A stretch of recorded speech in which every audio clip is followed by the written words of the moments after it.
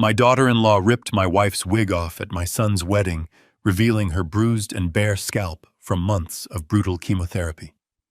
And the worst part? Some of her friends actually laughed. I did not scream. I did not cause a scene. I calmly stepped onto the stage, covered my trembling wife with my suit jacket, and handed my daughter-in-law the wedding envelope she had been begging for.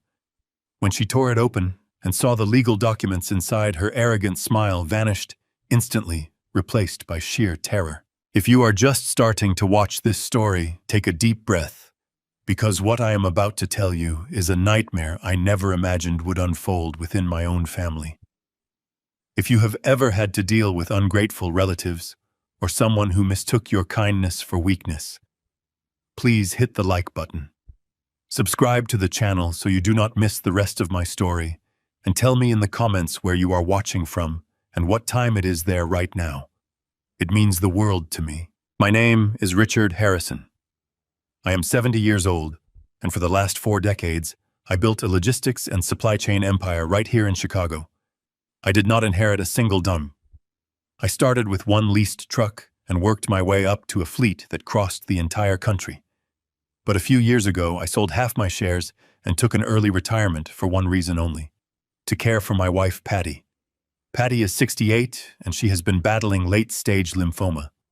The chemotherapy has been completely unforgiving. It took her hair, it took her energy, and some days it takes her spirit. Our primary home, a beautiful multi-story house we lived in for 30 years, had become a daily obstacle course for her. The stairs were just too much for her frail body. She needed to be on a ground floor, and she needed to be closer to the downtown oncology center, where she received her weekly treatments. That was my only priority: providing comfort and dignity for the woman who had stood by my side when I had absolutely nothing. 6 months before the disastrous wedding, I found the perfect place: a spacious ground-floor condominium just 10 minutes from Patty's hospital. It was exactly what she needed. Because Patty required round-the-clock care and I refused to leave her side for long, my 32-year-old son Lucas offered to handle the real estate transaction. Lucas used to be my absolute pride and joy. I paid for his college, I supported him, and I trusted him implicitly. So I wrote a cashier's check for $150,000. It was the exact amount required for the down payment and closing costs. I handed it to my son, believing he was taking a burden off my shoulders. 3 days later, I needed to confirm that the funds had been properly deposited into the real estate escrow account. I wanted to surprise Patty with the keys that weekend. I drove down to my primary bank branch in downtown Chicago. It was a crisp Tuesday morning. I walked up to the counter and greeted Mrs. Gable, the branch manager, who had handled my corporate accounts for over 15 years. I asked her to pull the clearance records for the cashier's check I had issued to Lucas. I just wanted a simple paper trail for my files. Mrs. Gable clicked away at her keyboard. She looked at her screen, frowned slightly, and adjusted her glasses. She told me that the check had indeed cleared the previous afternoon.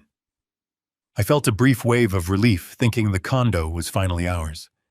But then she printed out the scanned copy of the endorsed check and slid it across the counter. I looked down at the paper. You do not survive 40 years in the cutthroat logistics industry by ignoring numbers or failing to read the fine print. My brain is wired to track every single cent, every route, and every ledger. The moment my eyes hit the endorsement line on the back of the check, my blood ran absolutely cold. The payee was not a real estate title company. It was not an escrow account. The $150,000 had been endorsed and deposited directly into the corporate account of a high-end luxury auto group in the Gold Coast district. I stood there in the quiet lobby of the bank, staring at the ink on the paper. My mind raced, trying to find a logical explanation. Maybe it was a banking error. Maybe Lucas had somehow mixed up the accounts. But the numbers do not lie. The routing codes were clear. The money I had meticulously saved, the money that was supposed to secure a safe and painless home for my dying wife, had just been washed into a car dealership. I did not panic loudly. I thanked Mrs. Gable, took the printout, folded it neatly, and placed it into my inner coat pocket. My hands were perfectly steady, but inside a quiet, terrifying storm was brewing. I walked out to my car. I sat in the driver's seat for a long time, gripping the steering wheel. I remembered a conversation from a week prior. Lucas had asked me to help pay for a specialized medical bed for Patty, a bed that cost $5,000. Just the day before, he had called me sounding incredibly stressed, claiming that the family trust was temporarily tied up in investments, and that he could not process the payment for the bed right now. He had told me things were tight, and yet here was a cleared check for $150,000 at a luxury car dealer. I started the engine. I did not drive back to my house. I drove straight toward the upscale neighborhood where Lucas lived with his fiancée, Victoria. Victoria was 29 years old, a luxury real estate agent who always seemed to view our family not as people but as a networking opportunity. She was deeply materialistic, always talking about optics, branding, and social status. I had always tried to look past her flaws because Lucas claimed he loved her. I wanted my son to be happy. But as I navigated the Chicago traffic, the pieces of a very dark puzzle began to fall into place. The drive took 30 minutes, but it felt like an eternity. Every mile brought a new wave of realization. I was not just a father going to check on his son. I was an auditor walking into a crime scene. I pulled onto their quiet, tree-lined street. The neighborhood was filled with manicured lawns and expensive homes. As I approached their property, I slowed my car down, pulling over to the curb just a few houses away. I looked through my windshield toward their wide, paved driveway. What I saw in that exact moment completely shattered whatever remaining illusion I had about my son and his future wife. There, gleaming under the morning sun, sat a brand new, fully loaded Porsche Cayenne. The dealer plates were still on the back. And standing right in front of it was Victoria. She was wearing designer sunglasses and a tight outfit, holding her phone high in the air. She was practically dancing around the vehicle, smiling widely, posing and taking selfies from every possible angle for her social media. I sat in my car watching this woman celebrate. She was posing with a luxury vehicle bought with the exact funds meant to keep my dying wife from suffering on a staircase. The money meant for Patty's comfort was currently reflecting the sun off a German luxury SUV. Victoria was laughing, completely oblivious to the fact that I was watching her. She had no idea that the quiet, retired old man she always dismissed was sitting just 100 feet away, holding the bank statement that exposed her greed. I stood by my car door for a moment, just observing the scene. I watched Victoria lean against the hood of the Porsche, adjusting her hair for another photo. The sheer audacity of it was suffocating. I had spent my entire life building security for my family. I had worked 18-hour days, missed holidays, and sacrificed my own youth so that my son would never know the anxiety of an empty bank account. I had handed over that check with the pure, unconditional love of a father trying to protect his sick wife. And they had taken that love, that vulnerability, and twisted it into a status symbol to park in their driveway. Every click of her phone camera felt like a direct insult to Patty's suffering. While my wife was sitting in a recliner too weak to walk up to her own bedroom, Victoria was curating an image of wealth and success on the internet. The contrast was so stark, so utterly repulsive that a cold, hardened resolve settled over my heart. I was no longer just a grieving husband. I was a man who had been robbed. I closed my car door with a solid, heavy thud and began to walk up the driveway toward her. I did not know exactly what lie they were going to tell me, but I knew one thing for certain. I was going to let them dig their own grave. I walked up the smooth, gray concrete of their driveway. The morning air was crisp, but my chest burned with a heat I had not felt in decades. My footsteps were slow and deliberate. Victoria was too absorbed in finding the perfect angle for her photos to notice me. She leaned against the polished hood of the Porsche, tilting her head and flashing a brilliant empty smile at her phone screen. It was Lucas who saw me first. He stepped out of the 3-car garage, wiping his hands on a pristine white towel. He was wearing a casual weekend outfit that probably cost more than my first truck. He had a relaxed, arrogant smile on his face, but that smile vanished the absolute second his eyes locked onto mine. His posture stiffened. The towel in his hands suddenly stopped moving. I did not rush. I did not yell. In 40 years of running a logistics empire dealing with corrupt vendors and striking dock workers, I learned one universal truth. A quiet, controlled presence is far more terrifying than a man who screams. I stopped a few feet away from him. Victoria finally looked up, lowering her phone with a look of mild annoyance that quickly shifted to forced surprise. I reached into my intercoat pocket and pulled out the folded bank statement. I held it out to my son. I did not say a word. I just waited. Lucas hesitated for a bare second before taking the paper. His eyes scanned the black and white ink, the routing numbers, the clear endorsement stamp from the luxury auto group. I watched the blood drain completely from his face.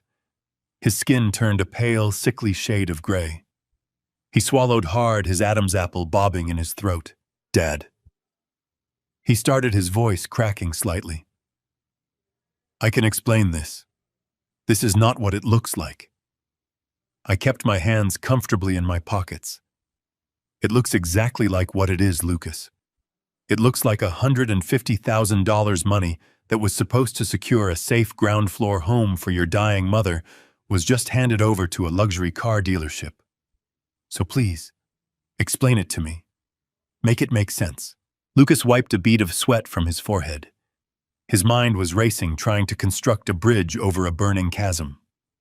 He took a deep breath, and the panic in his eyes was suddenly replaced by a look of earnest, practiced professionalism. It was a mask I had seen him wear during corporate board meetings. "The condo fell through, Dad," he said quickly, handing the paper back to me. During the final title search, the escrow company found a massive hidden lien on the property from a previous owner. It was a legal nightmare. If I had left your money in that escrow account, it could have been frozen in litigation for years. I had to pull the funds immediately to protect your cash. I stared at him. It was a brilliant lie. It used real estate terminology. It played on my desire to protect my assets, and it framed him as the savior of the situation. But a lien does not force a buyer to endorse a cashier's check to a Porsche dealership. I waited for him to finish the bridge. I had the cash in hand. Lucas continued, his voice gaining confidence. And right at that moment, Victoria got the call. She landed the executive director position at the Sterling brokerage downtown. "Dad, they deal in $10 million estates. She is going to be securing VIP clients, athletes, and foreign investors. But in that world, optics are everything. If she pulls up to a luxury mansion in a used sedan, they will not even let her in the gate." She needed a closer's car. Victoria, sensing her cue perfectly, stepped away from the Porsche and walked toward us. The Instagram model vanished instantly, replaced by the devoted, hardworking daughter-in-law. Her eyes widened with manufactured concern. She quickly wiped a non-existent tear from her cheek. "Richard," she said, using my first name with a soft, trembling voice. "I am so sorry we did not call you first. Everything just happened so fast. I did not want to use your money, but Lucas insisted it was an investment in our family's future." "An investment," I repeated flatly. "Yes, Dad." Lucas jumped in. "Her first commission check next month will be over $200,000. I am going to return your entire $150,000 plus 10% interest. And then we will find a much better condo for Mom. One with a private garden, I promise you. We just needed to leverage the cash for 30 days to launch her new career." Victoria reached out and gently touched my arm. Her acrylic nails tapped against my jacket. She looked up at me with wide, pleading eyes. "I am grinding myself to the bone for this family, Richard. I swear to you. I want to land these massive accounts for one reason only. I want to pay for Patty's experimental treatments. I want to send her to that specialized clinic in Switzerland you were reading about. I love her like my own mother. I am doing this for her." She stepped forward and wrapped her arms around my shoulders in a tight hug. As she pressed against me, the heavy scent of her expensive perfume filled my nose, mixing with the smell of fresh tire wax from the SUV behind her.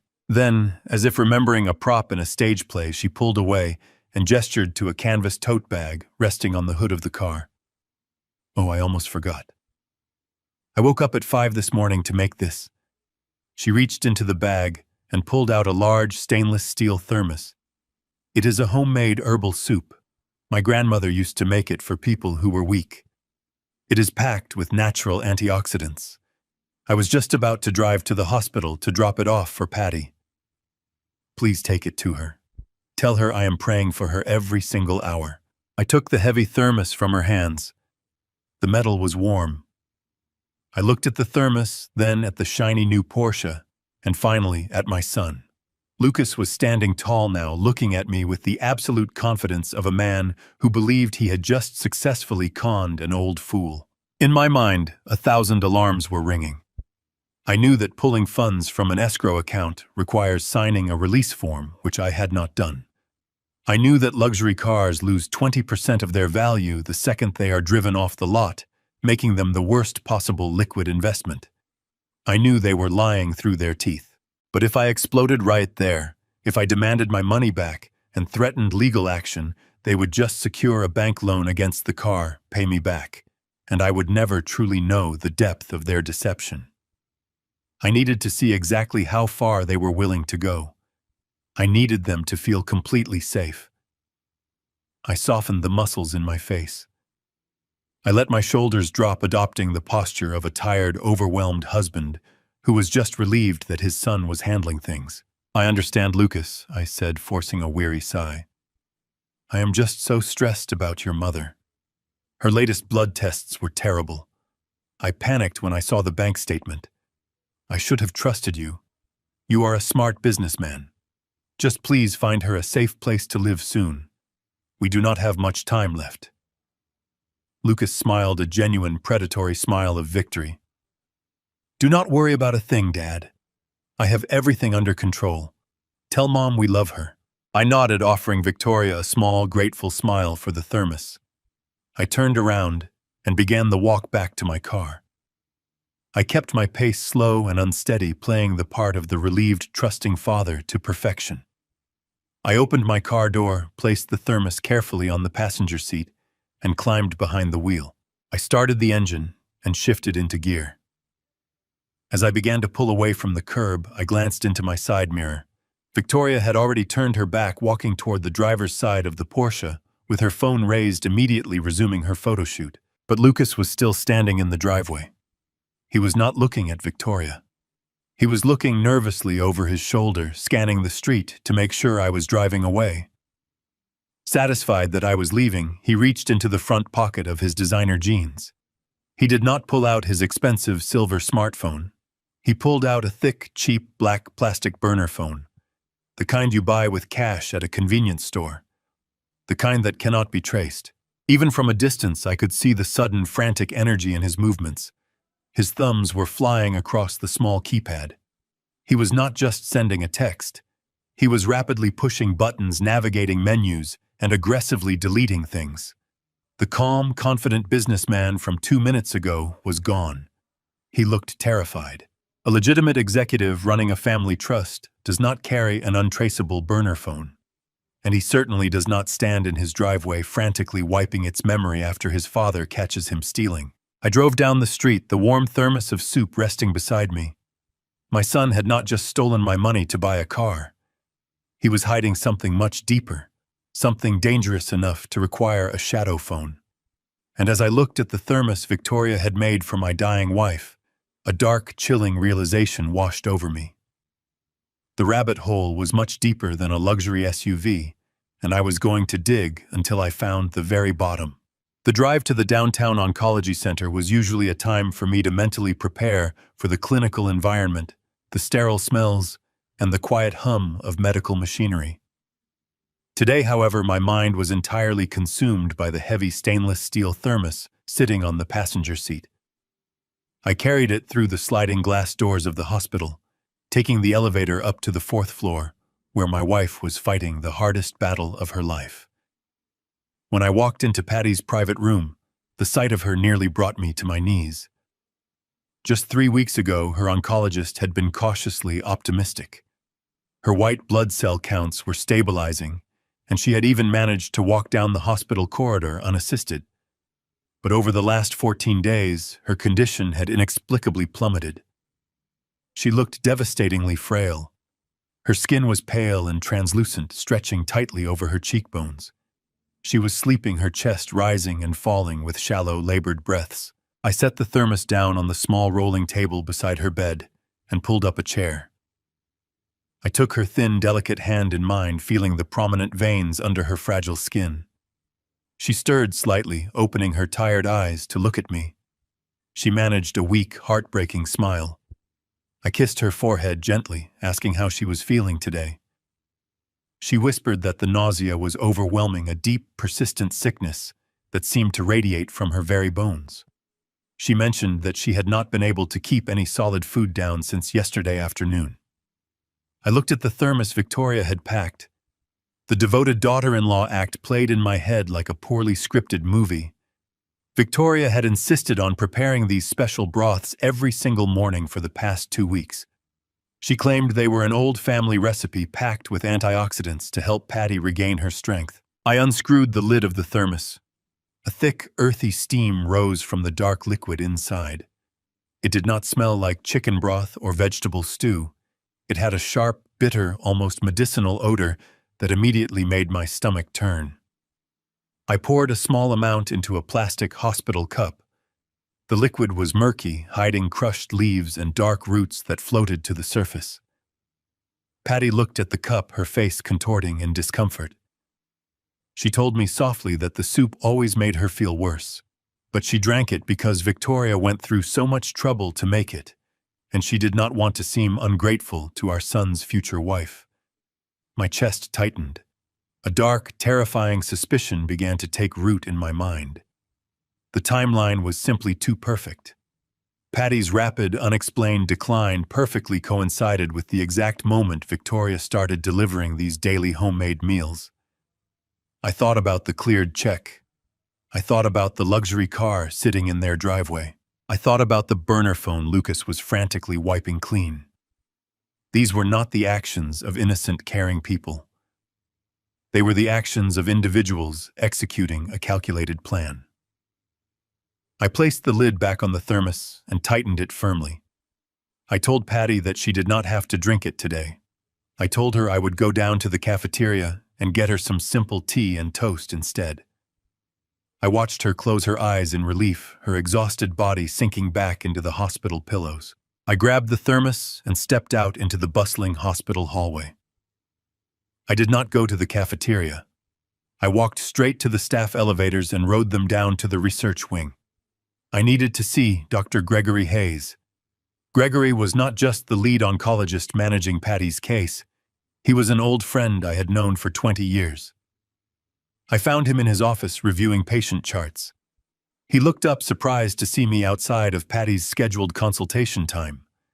I placed the thermos directly on his desk. I did not waste time with pleasantries. I told him I needed a massive favor, no questions asked, and completely off the official medical record. I asked him to run a rapid toxicology screen or a mass spectrometry test on the contents of the soup. Gregory frowned, looking from the thermos to my face. He asked if I had a reason to suspect food poisoning or contamination. I told him I suspected something much worse than simple contamination, but I needed scientific proof before I tore my family apart. Because Gregory knew my character, because he knew I was not a man prone to paranoia or irrational panic, he agreed. He took the thermos and walked it down to the pathology lab. I paced the sterile hallway for what felt like an eternity. Every minute dragged on, filled with agonizing thoughts of my wife suffering in her bed. I thought about Lucas, the son I had raised to be an honest man, standing in his driveway, deleting evidence. I thought about Victoria smiling for a camera while clutching the money meant to save my wife. The anger inside me was evolving into something much more dangerous. It was turning into a cold, absolute focus. 45 minutes later, Gregory walked out of the laboratory doors. His face was completely drained of color. He did not invite me back into his office. He pulled me into a quiet, secluded corner of the hallway, away from the passing nurses and orderlies. He handed me a printed lab report, his hands trembling slightly. He looked me dead in the eye and asked exactly who had been feeding this to Patty. I told him it was Victoria, my son's future bride. Gregory lowered his voice to a grave, urgent whisper. He explained that the broth was not a simple vegetable soup.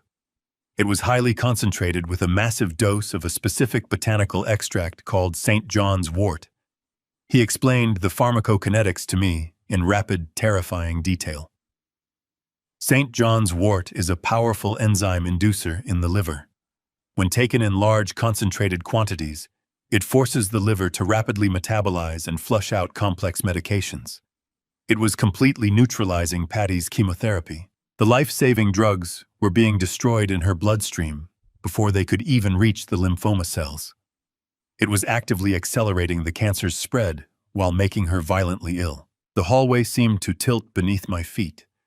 The buzzing fluorescent lights above me faded into a dull, distant hum. This was not a tragic medical mistake. This was not a case of negligent alternative medicine. This was intentional, calculated sabotage. Victoria knew exactly what she was brewing. She was deliberately poisoning my wife to speed up her death. She wanted Patty gone before the wedding, removing the only emotional anchor holding my finances together. She wanted the estate, the trusts, and the money, and she was willing to commit murder to get it. I was no longer dealing with a greedy, materialistic child. I was dealing with a ruthless, cold-blooded monster hiding behind a perfect smile. And now, I was going to destroy her. I would never let her win this brutal war. I walked back into Patty's hospital room with a cup of pale, lukewarm chamomile tea. She was still resting, her breathing shallow but steady.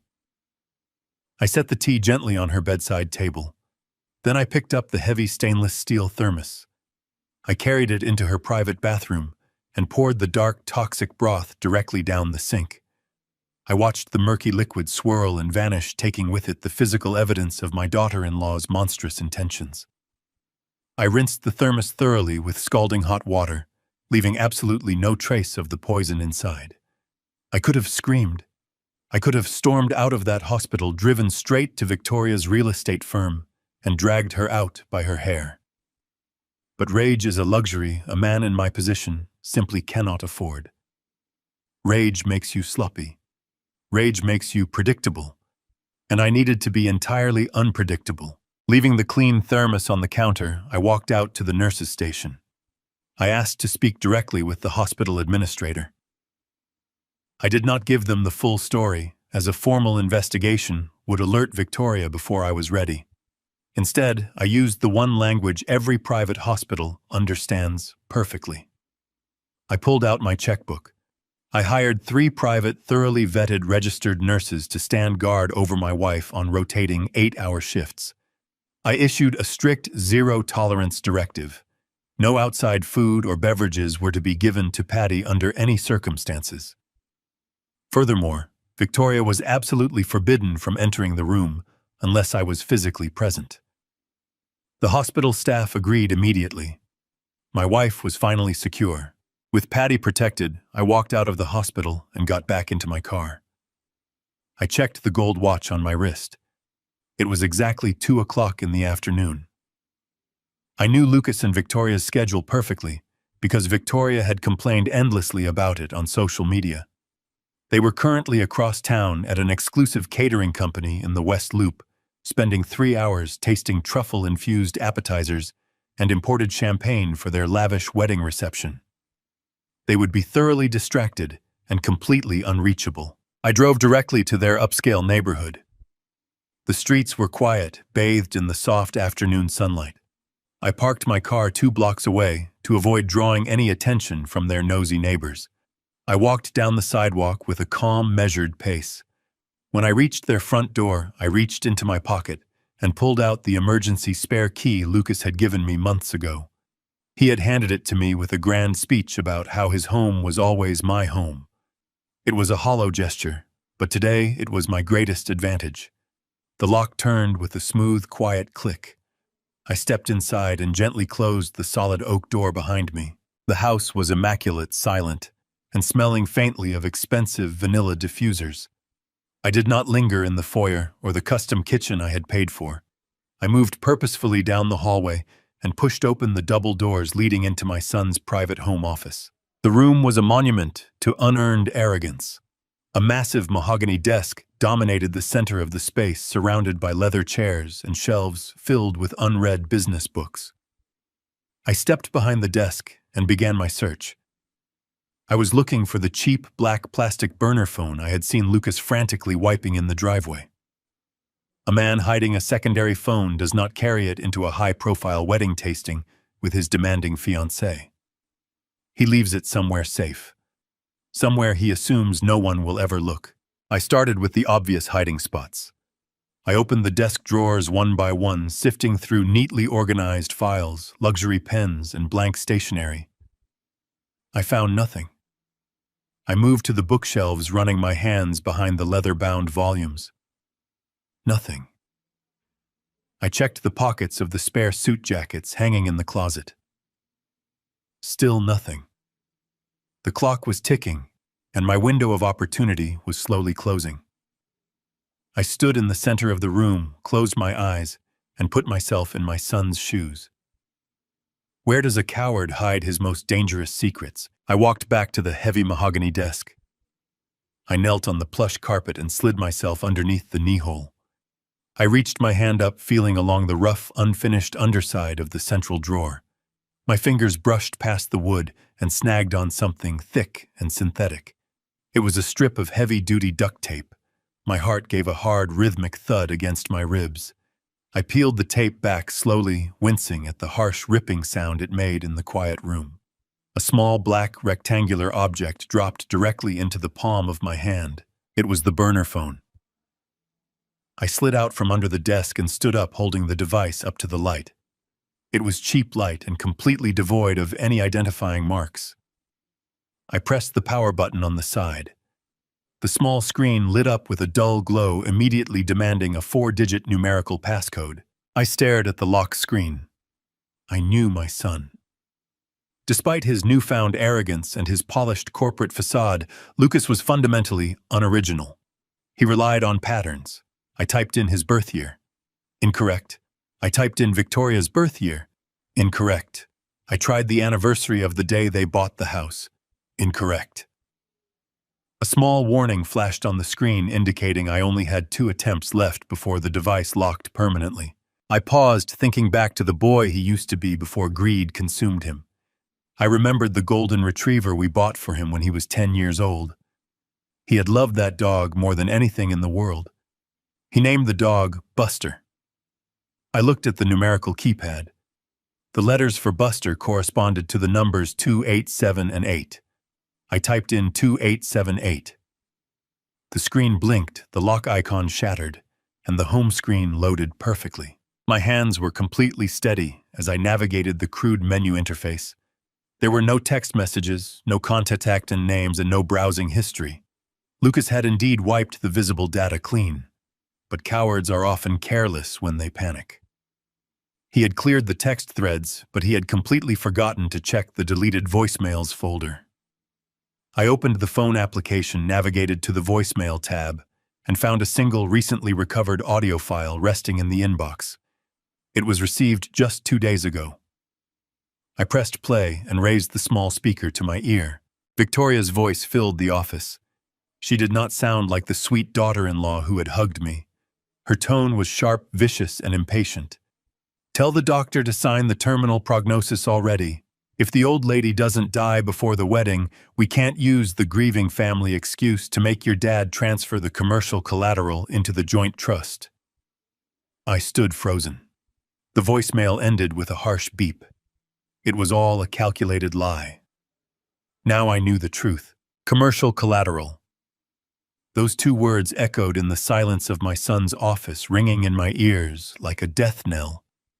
The phrase hit me with the force of a physical blow, knocking the breath completely out of my lungs. I stood perfectly still, letting the heavy, suffocating weight of my daughter-in-law's recorded voice wash over me. She was not just plotting to inherit my wealth after my wife passed away.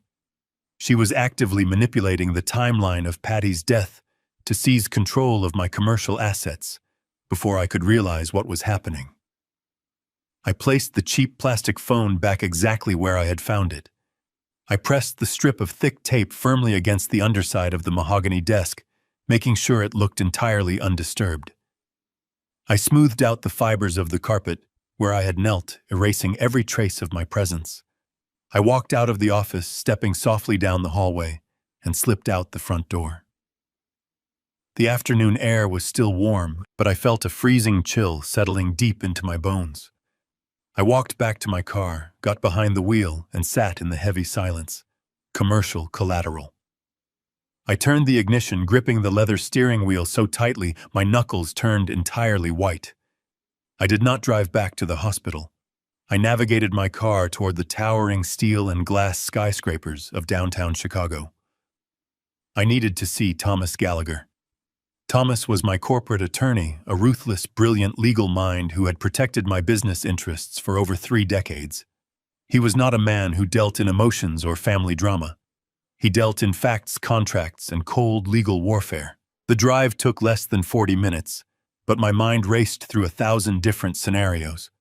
I pulled into the underground parking garage of his firm, bypassed the main reception desk entirely, and walked straight into his corner office.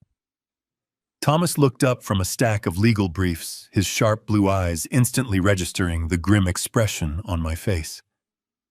He put his pen down and asked me what was wrong. I closed his heavy wooden door, shutting out the noise of his busy firm. I sat down in the leather chair across from his desk. I told him I needed him to pull the county property records for my retirement assets immediately. I told him I suspected my son and his future wife were maneuvering to steal my properties. Thomas did not waste time asking unnecessary questions. He turned his attention to his dual computer monitors and immediately logged into the secure county real estate database. To understand the gravity of my panic, you have to understand what my commercial collateral actually meant. Over 30 years ago, long before the logistics industry shifted to modern distribution centers, I purchased a massive rundown commercial warehouse district in the industrial sector of Chicago. I bought the land for almost nothing, spent a decade renovating the structures, and turned them into premium leasing spaces for high-end corporate tenants. Those warehouses were my absolute masterpiece. They were the crowning achievement of my life's work. More importantly, they were the financial bedrock of my retirement. They generated a steady, untouchable stream of passive income that ensured Patty would always have access to the best private medical care in the world, no matter how long her battle with cancer lasted. I had purposely placed those commercial properties into an ironclad trust specifically structured so that they could not be sold, leveraged, or mortgaged without my direct in-person authorization. I had designed it to be completely impenetrable. But as Thomas typed furiously on his keyboard, searching through the digital archives of the county recorder, a heavy sinking dread pooled in my stomach. The silence in the office was deafening, broken only by the rapid clicking of his mouse. 5 minutes passed. Then 10 minutes. I watched his face closely. Thomas was a man who rarely showed any emotion. He had defended multi-million-dollar lawsuits with a completely blank expression. But as he opened a specific digital file on his screen, his jaw tightened. The color slowly drained from his cheeks. He stopped typing. He leaned closer to the monitor, reading the document line by line, as if he could not quite believe what his own eyes were seeing. He let out a long, heavy breath and took off his glasses.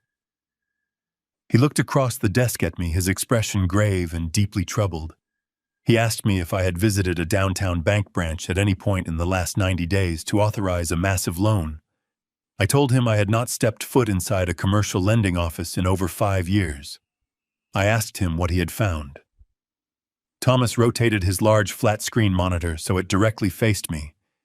He pointed to a scanned legal document displayed brightly on the screen. It was a commercial deed of trust, heavily stamped and notarized by a county official just 3 weeks ago. I leaned forward, my eyes scanning the dense legal jargon. My heart hammered violently against my ribs as the horrifying reality of the document became clear. Someone had used my commercial warehouse district as collateral to secure a massive high-interest cash loan. The total amount borrowed against my life's work was $2,500,000. I stared at the bottom of the final page. There, sitting clearly above the printed line of my legal name, was my signature. It was a masterful forgery. It mimicked the exact loops and sharp angles of my handwriting, but I knew with absolute certainty that I had never held a pen to that paper. Thomas pointed to the receiving party listed on the loan disbursement details. The $2,500,000 had not been transferred into any account belonging to my son. Instead, the entire fortune had been funneled directly into an obscure holding company.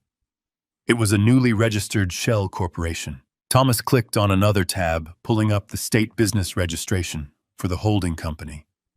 He highlighted the name of the sole managing director.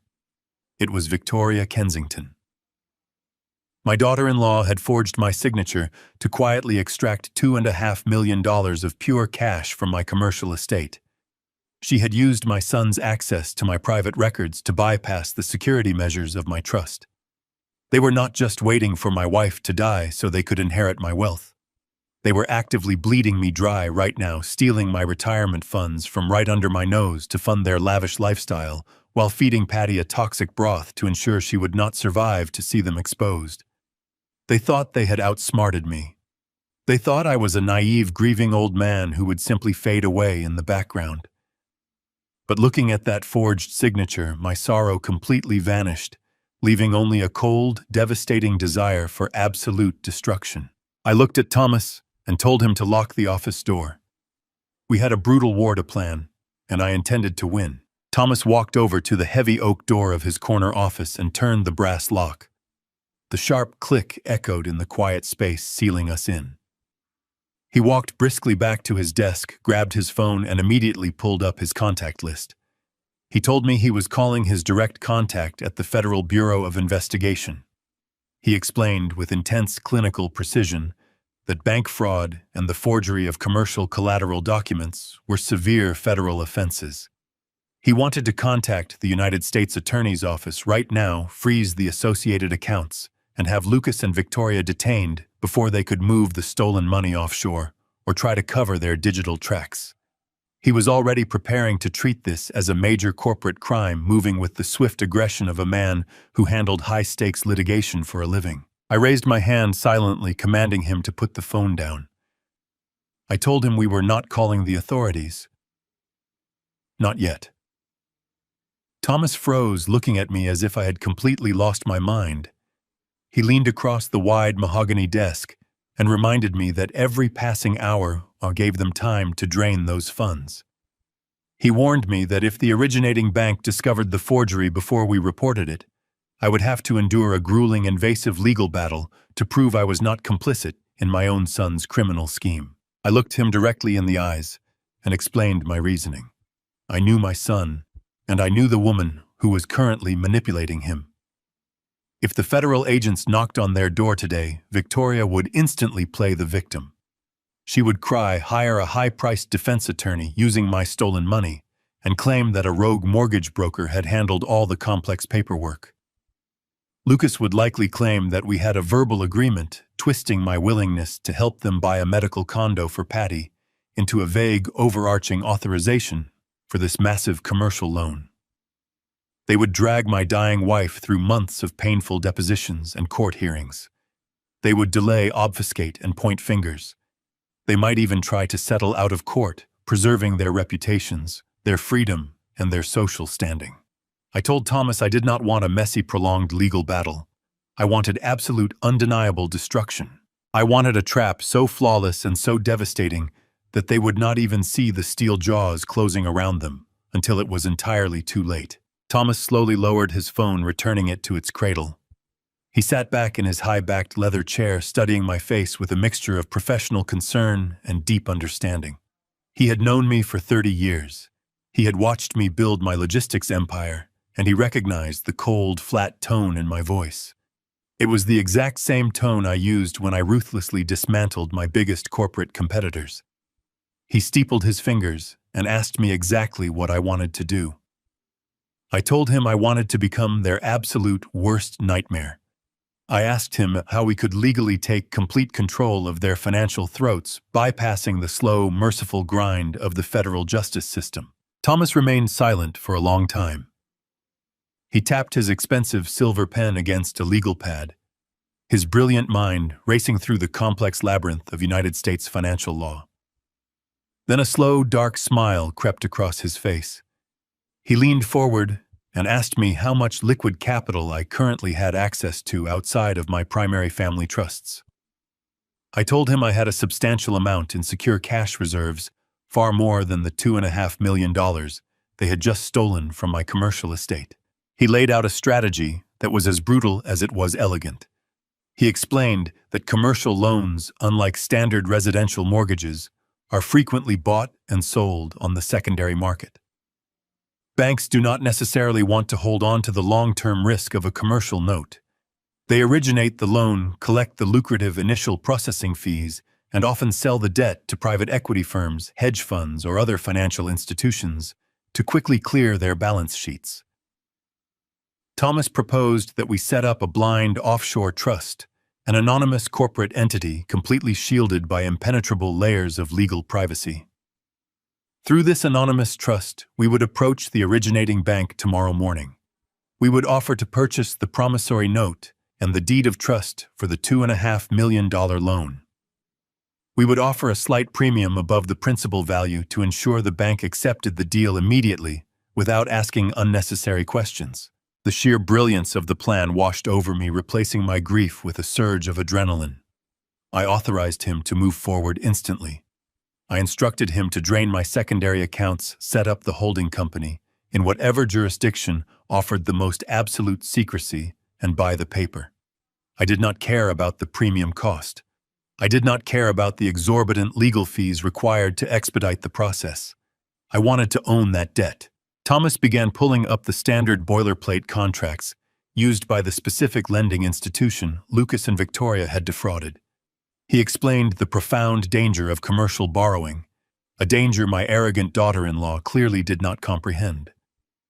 Commercial loans are governed by extremely strict, unforgiving covenants. They are designed to ruthlessly protect the lender at all costs. Thomas pointed to a specific paragraph deep within the dense legal text on his monitor. It was the acceleration clause. He explained that under standard commercial loan agreements, if the lender discovers any form of material misrepresentation, fraud, or forgery, in the origination documents, the entire loan is classified as being in immediate incurable default. The lender does not have to wait for missed monthly payments. They do not have to endure a lengthy foreclosure process or issue polite warnings. The acceleration clause allows the creditor to call the entire note due immediately. The full balance, every single cent of the $2.5 million plus penalties and interest, must be paid back within 24 hours. If the borrower cannot produce the cash, the creditor has the absolute legal right to instantly seize the collateral, freeze the associated assets, and refer the fraudulent documentation directly to federal prosecutors for immediate indictment. The beautiful, poetic irony of the situation settled deep into my chest. Lucas thought his expensive business degree made him invincible. Victoria thought her ruthless social climbing made her untouchable. They believed they had committed the perfect, untraceable crime. They believed they had stolen from a massive, faceless banking institution that would take months, maybe years, to notice a forged signature deep in their archives. They thought they were securely funding a lavish future while they fed my wife poison and waited for her to quietly pass away. They had absolutely no idea that within 48 hours, the anonymous entity holding the power to utterly destroy their lives would be me. I stood up from the leather guest chair.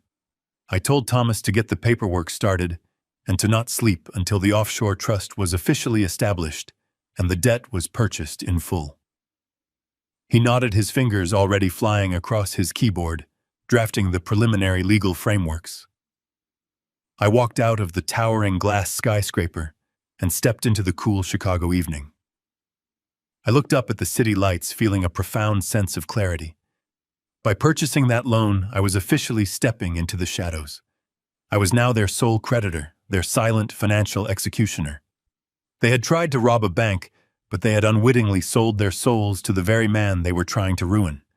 And I fully intended to let them celebrate their supposed victory, letting them climb to the absolute height of their arrogance before I triggered that acceleration clause and watched their entire world burn to ash. I drove slowly home from Thomas Gallagher's office, feeling a strange, hollow calmness. The frantic panic from earlier was completely gone, replaced by the cold precision of a man arming a bomb.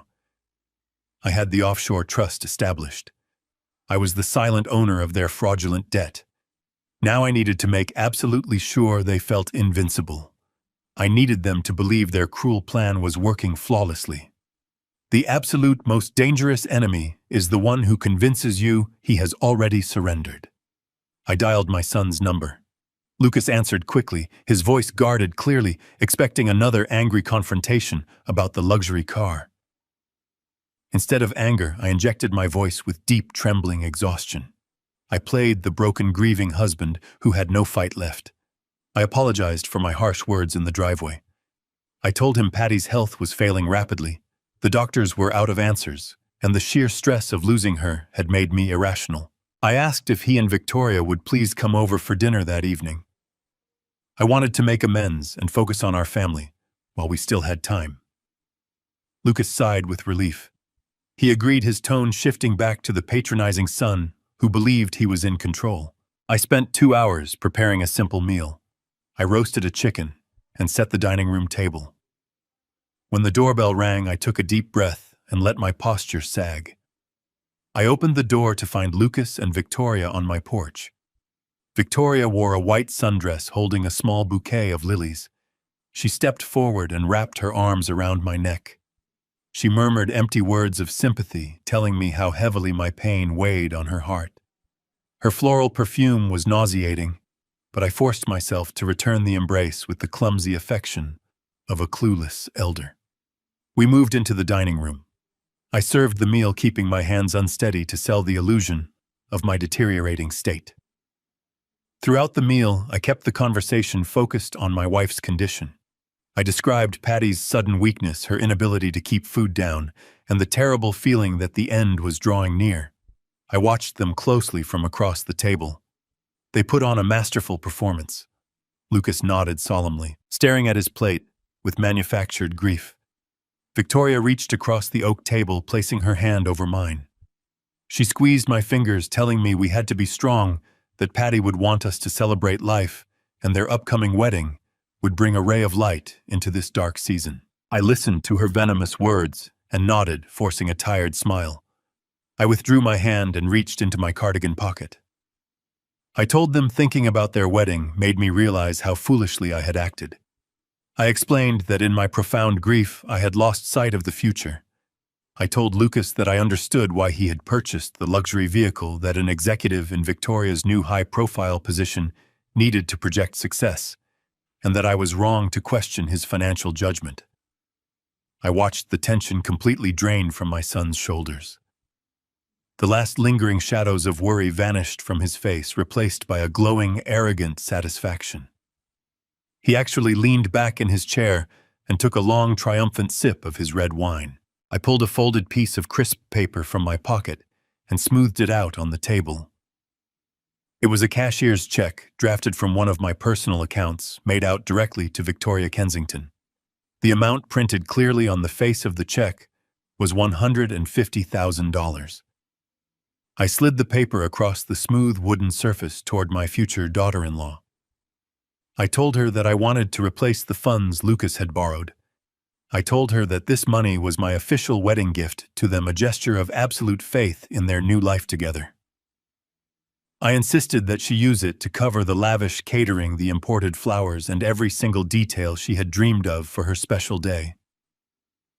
I looked at her with wide, trusting eyes and said that I simply wanted to see my family happy before the darkness took my wife away. Victoria stared at the heavy black ink on the cashier's check. For a fraction of a second, the sweet, concerned mask slipped entirely. Her eyes widened, flashing with a raw, ravenous hunger that made my stomach turn. It was the look of a predator staring at an exposed throat. She quickly recovered, pressing her hand over her heart and letting out a soft, theatrical gasp of disbelief. She stood up from her chair, rushed around the table, and threw her arms around me. She thanked me profusely, her voice vibrating with a sickening, manufactured joy.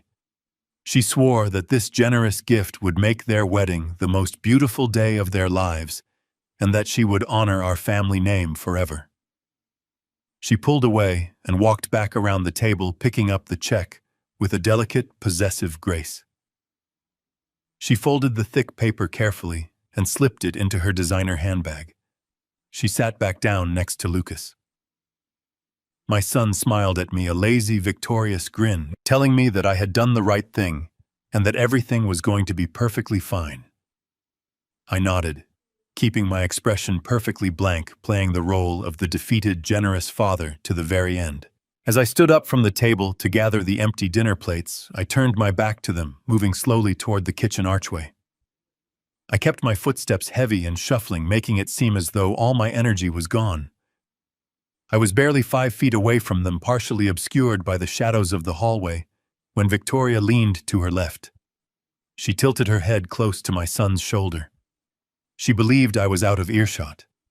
She believed I was too consumed by my own manufactured sorrow to pay any attention to the world around me. But the house was quiet, and my hearing was perfectly fine. Her voice dropped to a sharp, venomous whisper, barely louder than a breath, but every single syllable cut through the silence of the dining room with absolute clarity. She smirked, a triumphant, greedy expression twisting her features. I told you the old fool was too distracted to notice the warehouse. I stopped walking. My hands tightened around the dirty dinner plates. I did not move a muscle. I did not gasp or show any physical sign that her words had struck me. I stood there in the shadows, letting the absolute, undeniable confirmation of their treachery wash over me. She had just confessed. She had just handed me the final damning piece of the puzzle. I took a deep, silent breath, feeling a cold, dark satisfaction spreading through my chest. They thought they had won. They thought I was blind, broken, and beaten. But the trap was fully set, the steel jaws were wide open, and they had just gleefully stepped right onto the trigger. 3 weeks remained until the wedding. Against all medical advice and my own desperate pleas, Victoria insisted that Patty absolutely had to attend her final bridal fitting. She framed it as a beautiful gesture, a way to honor her future mother-in-law, claiming that having Patty there would make the day complete. It was a beautiful lie, perfectly designed to make Victoria look like an angel to her friends. Patty, despite her profound exhaustion and the nausea that still clung to her every morning, agreed. She wanted to preserve the peace. She wanted to see her son happy. Her hair had completely fallen out during the second round of intensive chemotherapy, so she spent an hour that morning carefully arranging a beautiful chestnut wig on her head. She applied a light touch of blush to her pale cheeks, trying her hardest to look healthy, to look normal for a celebration that she was barely strong enough to attend. I drove us to the exclusive bridal boutique downtown, carefully helping her out of the passenger seat and settling her gently into her folding wheelchair. The boutique was a massive, glittering sanctuary of white silk mirrored walls and crystal chandeliers. It smelled of expensive champagne and fresh orchids.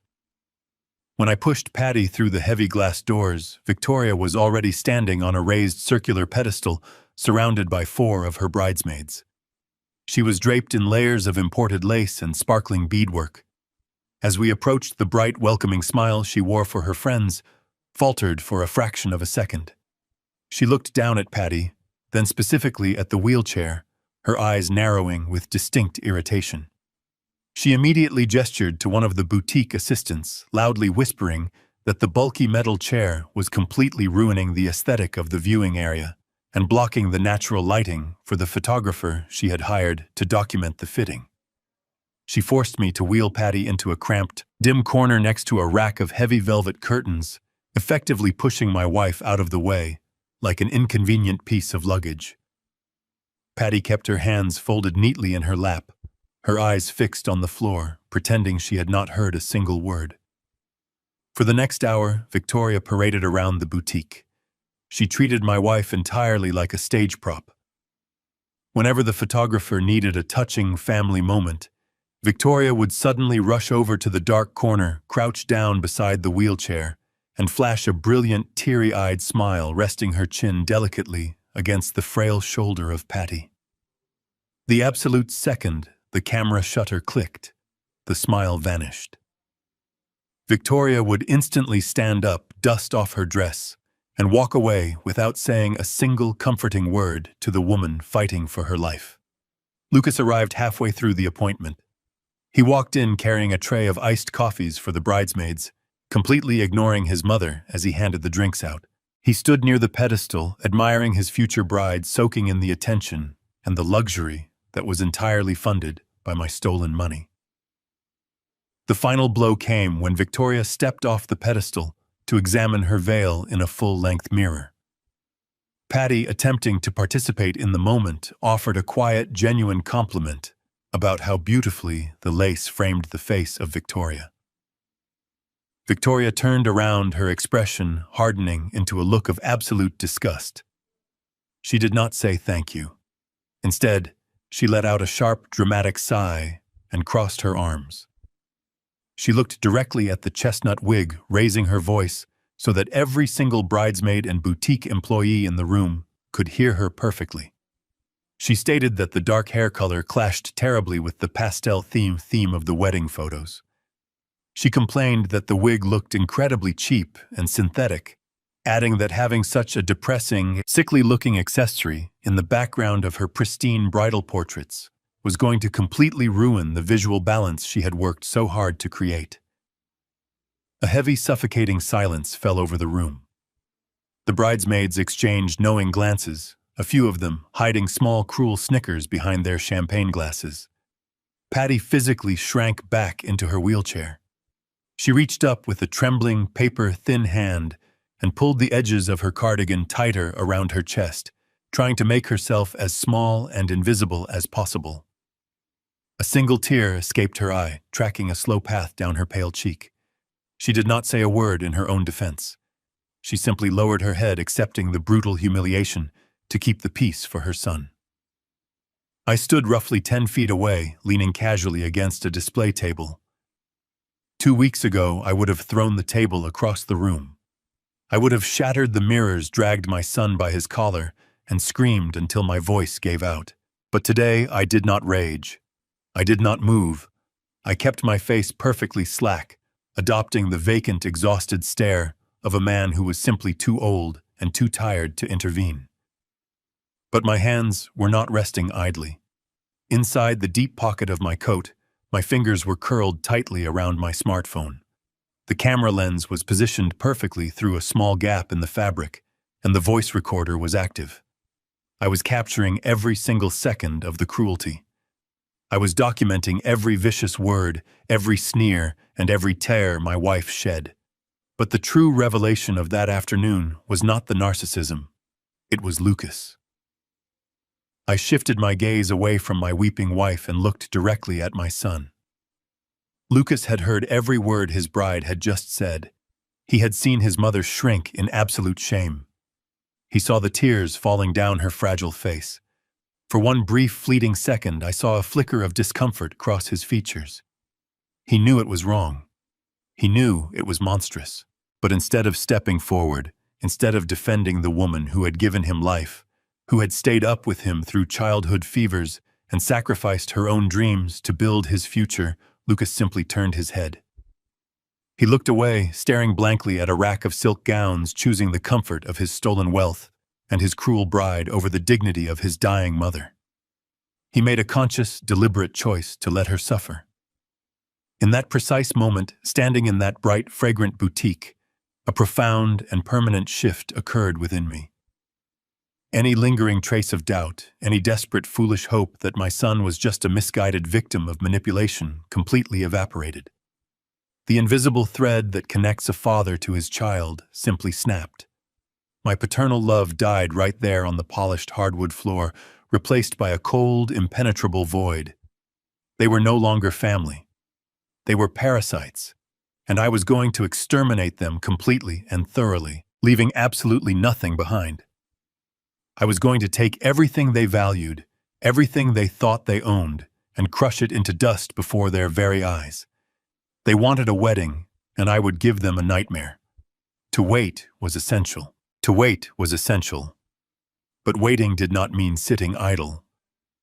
I gently pushed Patty's wheelchair out of the glaring light of the bridal boutique, carefully guiding her toward the exit. Victoria was far too absorbed in admiring her reflection to notice us leaving. Lucas did not follow us out. He did not offer to help his mother into the car. He stayed behind, enveloped entirely in the shallow world he had chosen over his own flesh and blood. I helped Patty into the passenger seat, buckling her in with care. The drive home was quiet. She leaned her head against the cool glass, her eyes closed, exhausted by the physical toll of the afternoon. I simply drove my hands gripping the steering wheel with calculated resolve. Once we arrived at the house, I handed her care over to the private nurses. I made certain she was resting comfortably in bed before I walked back out to my car. My grief had burned away, leaving a brilliant focus in its place. I navigated through the dense afternoon traffic, heading straight back to the towering steel building where Thomas Gallagher commanded his legal empire. I bypassed the receptionist striding down the carpeted hallway with a singular, relentless purpose. When I opened the heavy oak door to his corner office, Thomas was already waiting for me. He was standing by the window looking out over the sprawling Chicago skyline. He turned as I entered, his sharp features illuminated by the sun. He gestured to the leather chair across from his desk. I sat down, the silence between us heavy with anticipation. Thomas did not offer pleasantries. He knew exactly why I was there. He walked over to his desk and picked up a thick, meticulously organized file folder. He sat down in his chair, folding his hands over the cover. He looked at me with an expression of profound, professional satisfaction. He announced that the transaction was officially complete. The blind offshore trust had been successfully established under impenetrable layers of privacy. Through that anonymous entity, we had aggressively approached the originating bank. Seduced by the premium buyout offer we presented, the bank had eagerly sold the commercial debt to clear their risk ledger. Thomas slid the folder across the mahogany surface. He told me that I was now the sole undisputed holder of the promissory note. The $2.5 million loan secured against my commercial warehouse district was mine. I was no longer the victim of a fraudulent scheme. I was the shadow creditor holding absolute power of financial life and death over my son and his future bride. I placed my hand on the cool leather folder, feeling the immense weight of the leverage I now possessed. I asked Thomas what he had found regarding the money trail. I needed to know exactly where that $2.5 million had gone.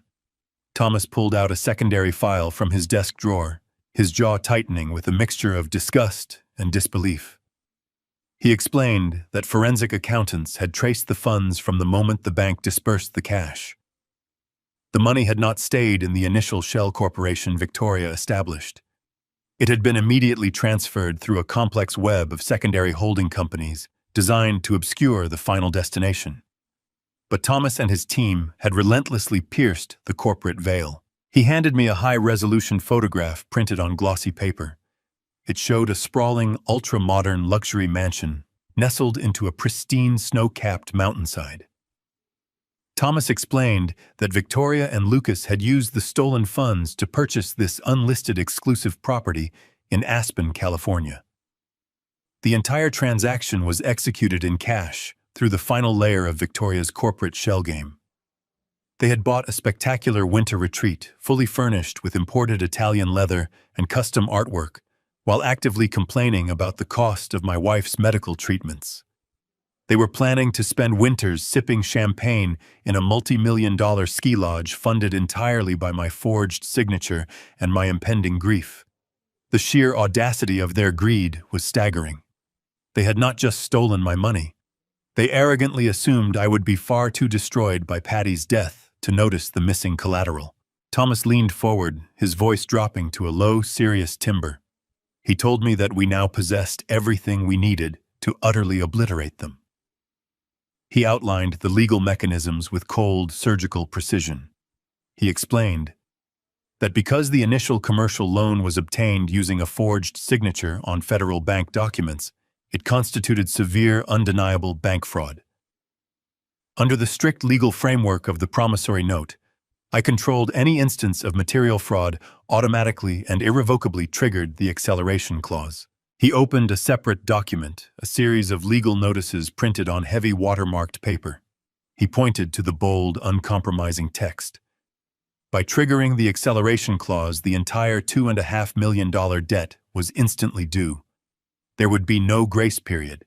There would be no opportunity to restructure payments or negotiate a settlement. Once the default notices were served, Lucas and Victoria would have exactly 24 hours to produce the full amount in cash. If they failed to deliver the funds to the blind trust by the deadline, I had absolute legal authority to seize the Aspen Mansion, freeze every bank account tied to their names, and immediately refer the dossier of forged documents directly to federal authorities for criminal prosecution. They believed they were untouchable. They believed they had committed the perfect crime against a helpless old man. They had no idea that they now owed their stolen millions directly to me, and that their freedom was hanging by a single fraying thread. The plan was completely flawless. It was a perfect, inescapable snare designed to crush their arrogance and strip away every illusion of control they possessed. I looked at the legal documents, visualizing the exact moment their smug, self-satisfied smiles would shatter into pure, unadulterated terror. They treated my dying wife like an ugly inconvenience. They plotted to steal my life's work. They poisoned the woman who gave my son life. And now they were going to pay the ultimate price. Thomas carefully gathered the default notices and the acceleration demands, sliding them into a large manila envelope. He sealed the flap with slow, deliberate precision. He stood up from his leather chair and walked around the massive mahogany desk, stopping directly in front of me. The late afternoon shadows were beginning to stretch across the polished office floor, casting a dark, ominous atmosphere over the quiet room. He held the thick envelope out to me, his sharp blue eyes locking onto mine with an unspoken understanding of the total devastation it contained. He asked me a single pivotal question. He asked me exactly when I wanted to serve them with the documents. I stood up and took the heavy envelope from his waiting hands. I looked out the window at the fading city light, feeling a profound, chilling calmness settle deeply into my very soul. I answered him with absolute certainty. When they have the largest audience possible. The next 3 weeks moved like a ticking time bomb. I maintained my facade of the grieving father funding Victoria's endless demands until the eve of the wedding finally arrived. The rehearsal dinner was held at the exclusive Ridgewood Country Club.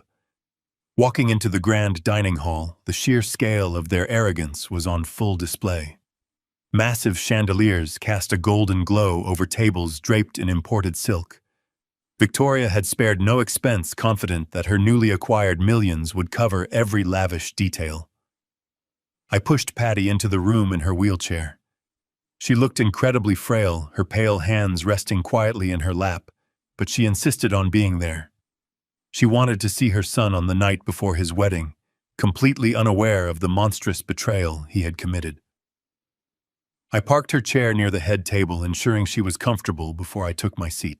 It did not take long for Victoria to establish her absolute dominance over the evening. Without my perceived financial oversight to keep her in check, she shed the last remnants of her sweet, dutiful facade. I watched quietly from my chair as she terrorized the country club staff. She snapped her manicured fingers at the waiters, berating a young server to tears because the water was supposedly not chilled to the exact right temperature. She complained that the floral centerpieces obstructed sightlines for the videographer, ordering the exhausted staff to rearrange the heavy vases while guests were trying to sit. She moved through the room with the toxic confidence of a queen surveying her conquered kingdom. She was loud, demanding, and utterly insufferable. She treated the staff serving her like absolute garbage, reveling in the power she felt she had finally secured. While Victoria paraded around the room, basking in her stolen glory, my son presented a drastically different picture. Lucas sat at the center of the head table, but he looked nothing like a happy groom. He looked like a man standing on the edge of a cliff. He was sweating through his tailored designer suit. He barely touched the expensive filet mignon on his plate. Instead, he devoted his entire attention to the open bar.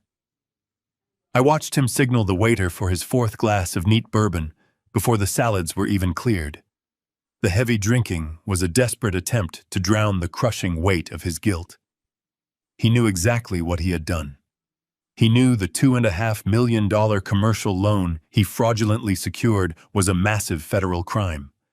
He knew he had betrayed his father and poisoned his dying mother. Every time I looked in his direction, he immediately snapped his head away, staring down at his polished shoes. He was a coward, paralyzed by the sheer magnitude of his own sins, completely unable to meet my gaze. I sat there calmly chewing my food, offering polite nods to the extended family members who stopped by to offer their hollow sympathies regarding my wife. As the dinner service began to wind down, the clinking of a silver spoon against a crystal champagne flute cut through the ambient noise of the room. Victoria stood at the head of the table, her face flushed with alcohol and triumph. The room quieted down, turning their attention to the radiant bride. She smiled, holding her glass high. She thanked everyone for coming, delivering a rehearsed speech about love, destiny, and the beautiful journey she and Lucas were about to begin. But then her tone shifted. The sickeningly sweet cadence of her voice took on a sharp, patronizing edge. She turned her body slightly, looking directly at the table where Patty and I were sitting. She took a deep breath and projected her voice so that every single guest in the vast dining hall could hear her perfectly. She stated that marriage was about looking forward, not backward. She declared that it was incredibly important for the older generation to recognize when their time had passed. She raised her glass higher, her eyes locking onto mine, with a vicious, mocking smirk. She proposed a toast to the future, stating that some people simply needed to learn how to let go of the past, step aside, and gladly hand over the reins of power to the youth who truly deserved them. A few uncomfortable chuckles rippled through the audience. Patty looked down at her hands, her shoulders slumping in humiliation. I did not frown. I did not show a single ounce of the cold, lethal rage burning inside my chest. I simply smiled. I reached for my water glass, raised it toward Victoria in a gesture of complete defeated surrender, and took a slow sip. I played the broken, clueless old man to absolute perfection. She had no idea that the reins she thought she was holding were actually wrapped tightly around her own throat. When the dessert course was served, the music grew louder, and the guests began to mingle. I leaned down, kissed Patty gently on the cheek, and told her I needed to step outside to get some fresh air. I navigated through the crowded dining room, slipping quietly out the side doors of the country club. The night air was crisp, a sharp contrast to the suffocating arrogance inside the venue. I walked away from the bright lights of the entrance, moving purposefully toward the far end of the sprawling parking lot. Parked under the dim glow of a solitary street lamp was a sleek black sedan. The engine was completely off, but the silent silhouette of a man was visible in the driver's seat. As I approached, the window rolled down smoothly. My attorney, Thomas Gallagher, looked at me directly from the darkness of the vehicle. His face was entirely devoid of emotion, operating with the clinical detachment of a military commander on the eve of a major offensive. I rested my hands on the edge of the car door and asked him for the final status report. Thomas did not waste a single syllable. He confirmed that the commercial default notices had been fully notarized and the acceleration clause was officially active. He then reached into the passenger seat and held up a thick manila folder. He told me that he had just concluded a private, secure meeting with his direct contacts at the Federal Bureau of Investigation. The Financial Crimes Unit had reviewed the forged collateral documents and the shell company transfers. The federal agents were fully briefed. Their warrants were signed by a federal judge, and they were officially on standby. Thomas looked me dead in the eye, his voice low and unwavering over the distant sound of the country club music. He stated that the federal authorities were simply waiting for my signal tomorrow afternoon. Everything was in place. The trap was locked. I stood in the quiet shadows of the parking lot, looking back at the glowing windows of the grand dining hall, where my son and his bride were celebrating their stolen fortune. Tomorrow, they would walk down the aisle expecting to secure a lifetime of luxury. Instead, they would be walking directly into a federal penitentiary. The morning of the wedding dawned with a brilliant, cloudless sky casting a deceivingly perfect light over the sprawling green lawns of the elite Chicago Country Club. The air was crisp, carrying the sweet scent of thousands of imported white roses, meticulously arranged along every archway and table. It was a monument to greed entirely funded by the stolen $2.5 million. As I helped Patty get ready, the contrast between her physical reality and the impending opulence of the venue was heartbreaking. Despite my desperate pleas, Patty insisted on attending the ceremony. She fought through waves of deep bone-chilling pain and relentless nausea that left her breathless, but her maternal resolve was unbreakable. She simply wanted to see her only son get married. She wanted to bear witness to the milestone she prayed to see since the day Lucas was born. It took us nearly 2 hours to prepare. I helped her into her emerald green silk dress, which now hung loosely over her frail frame. She sat quietly at her vanity mirror, her trembling hands slowly adjusting the chestnut wig she chose to wear. She applied a delicate layer of makeup, trying to mask the devastating toll the neutralized chemotherapy had taken on her body. She looked at my reflection and offered a weak smile, telling me today was about family, and she would not allow her illness to cast a shadow over her son's happiness. I kissed the top of her head, my heart breaking for the unconditional love currently exploited by the very boy she adored. I transferred her into the folding wheelchair, packed her emergency medical supplies, and loaded us into the car. The drive to the country club was silent, heavy, with the unspoken weight of the secret I was carrying. I parked near the grand entrance, retrieving the wheelchair and settling Patty into the seat. As I pushed her through the towering mahogany doors of the venue, the scale of Victoria's ambitions struck me like a physical blow. The grand ballroom was already packed with over 300 guests, mostly complete strangers. They were Victoria's high society real estate connections, wealthy brokers, luxury developers, and affluent clients she had invited solely to parade her newfound wealth. Waiters in crisp white tuxedos circulated through the crowded and brightly lit room, carrying silver trays loaded with crystal flutes of chilled champagne and delicate caviar appetizers. A string quartet played softly from a raised balcony, providing a sophisticated soundtrack to the relentless hum of networking and shallow laughter. Everywhere I looked, I saw my stolen retirement funds converted into ice sculptures, silk draperies, and lavish floral walls. It was a sickening display of stolen triumph, and I walked right through the center of it with my dying wife. I navigated the wheelchair through the sea of expensive suits and designer gowns, receiving a mix of polite nods and quick, uncomfortable glances from the guests. Patty kept her head held high, her hands resting elegantly in her lap, radiating a quiet, dignified grace that commanded respect. We made our way toward the massive, elevated head table positioned at the far end of the ballroom. The table was draped in shimmering silver linen, overflowing with cascading white orchids that framed the plush, high-backed chairs reserved for the bridal party. I parked Patty's wheelchair at her designated spot, locking the wheels and ensuring she had a clear view of the dance floor. She leaned back, closing her eyes for a brief moment, to gather her strength, the chaotic noise of the reception clearly overwhelming her weakened senses. I stood closely beside her, a silent, immovable guardian scanning the room for the two people whose lives I was about to systematically dismantle. The grand double doors at the entrance of the ballroom suddenly swung open, and a hush fell over the massive crowd. The string quartet smoothly transitioned into a triumphant, soaring melody. Lucas and Victoria made their grand entrance as husband and wife, stepping into the room to a chorus of thunderous applause and cheering from their wealthy audience.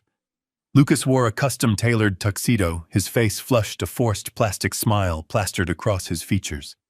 He looked exhausted, his eyes darting nervously around the room, clearly carrying the invisible, crushing weight of the federal bank fraud he had committed. He knew the walls of his lies were precariously thin, and he moved with the rigid, uncomfortable posture of a man waiting for a trapdoor to open beneath his feet. Victoria, however, was in her absolute element. She floated into the ballroom in a breathtaking custom-designed gown encrusted with thousands of tiny crystals. She waved to the cheering crowd, blowing kisses to her real estate colleagues, soaking in the admiration and the envy like a sponge. She gripped my son's arm tightly, steering him through the crowd, with the aggressive confidence of a predator who had successfully captured her prize. She had the mansion in Aspen, she had the lavish wedding, and she believed she had successfully neutralized my wife. She was completely intoxicated by her own perceived brilliance. They slowly made their way toward the elevated head table, stopping to pose for the team of professional photographers documenting their every move.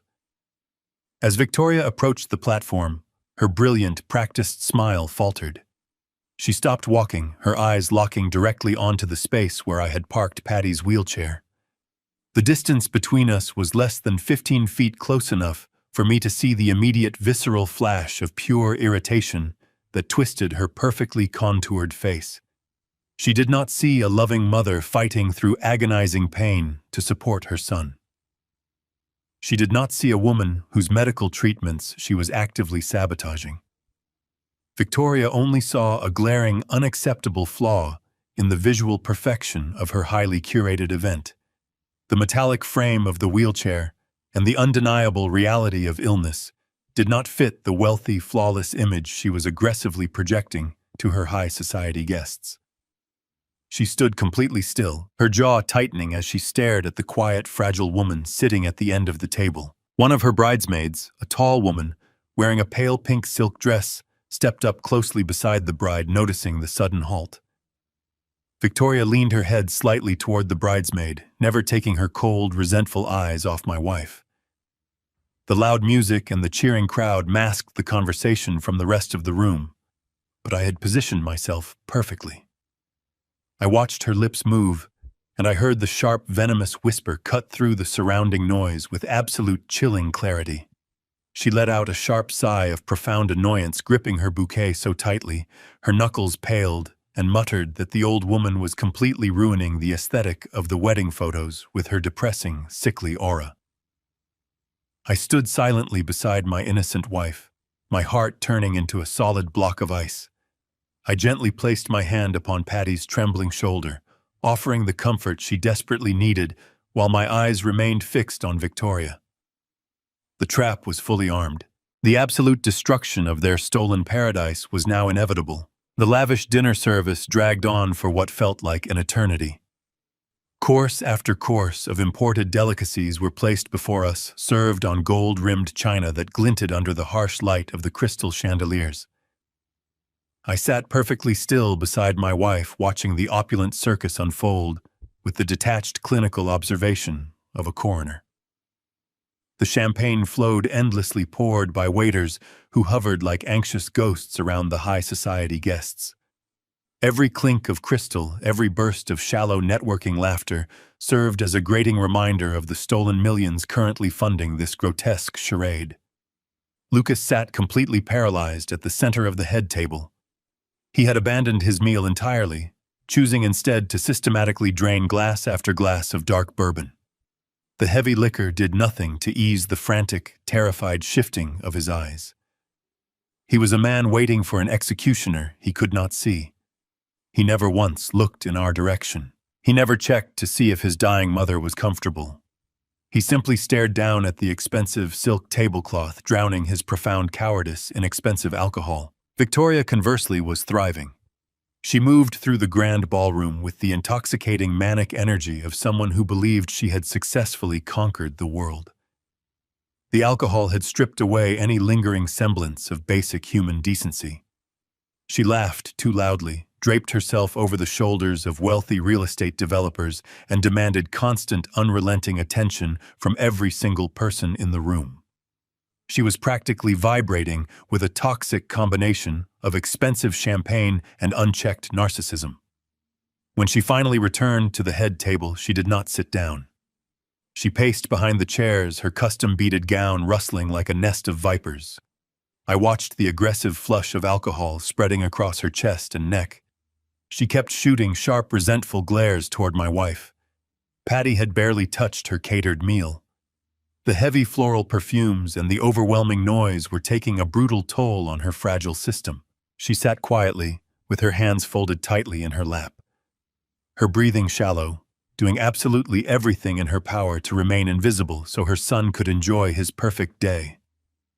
She was completely oblivious to the vicious, predatory gaze of the woman standing just a few feet away. The clinking of silverware against crystal signaled the beginning of the evening speeches.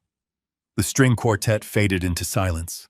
The low murmur of 300 guests slowly died down as the spotlight shifted to the center of the room. Lucas was supposed to speak first, according to the elegant gold-embossed programs placed at every table setting. But Victoria did not allow it. Before my son could even attempt to stand up, she snatched the silver microphone directly from the master of ceremonies. She tapped the heavy metallic grill twice, the sharp, echoing thuds slicing through the quiet ballroom. She stood at the very edge of the elevated platform, looking down at the sea of faces with a wide, dangerous smile.